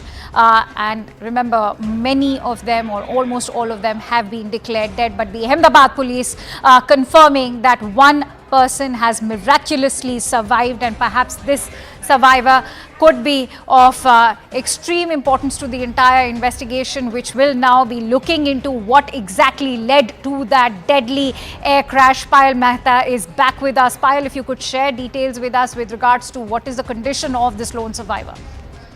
Well, the condition has certainly been ascertained, and no doubt whatsoever, Akansha, that person must have really, got grievous injuries to say the least, given the fact that everything around him is charged.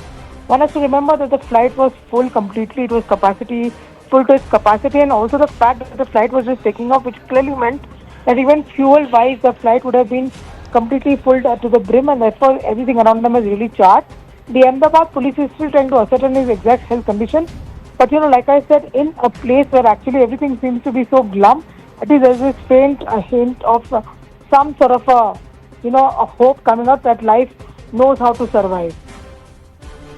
Absolutely. Also, now that we have a lone survivor, Payal, share with us how crucial and pivotal could be this survival, in fact, for the entire ongoing investigation. As we also heard what the Civil Aviation Minister, Mr. Ram Mohan Naidu, had to say, that they will get to the bottom of what exactly led to this crash. Of course, it's going to be of great help to see when he or she is able to recover and be able to share what he or she went through, in the entire flight, depending completely on his health condition, what he's able to recall. But at least one thing is for sure, at least one family will have some smile on their face when everybody around them are completely heartbroken and just fallen, given the fact that every of their loved ones have, fallen prey to this ghastly attack, ghastly crash which has taken place as well. But like I said, it is going to be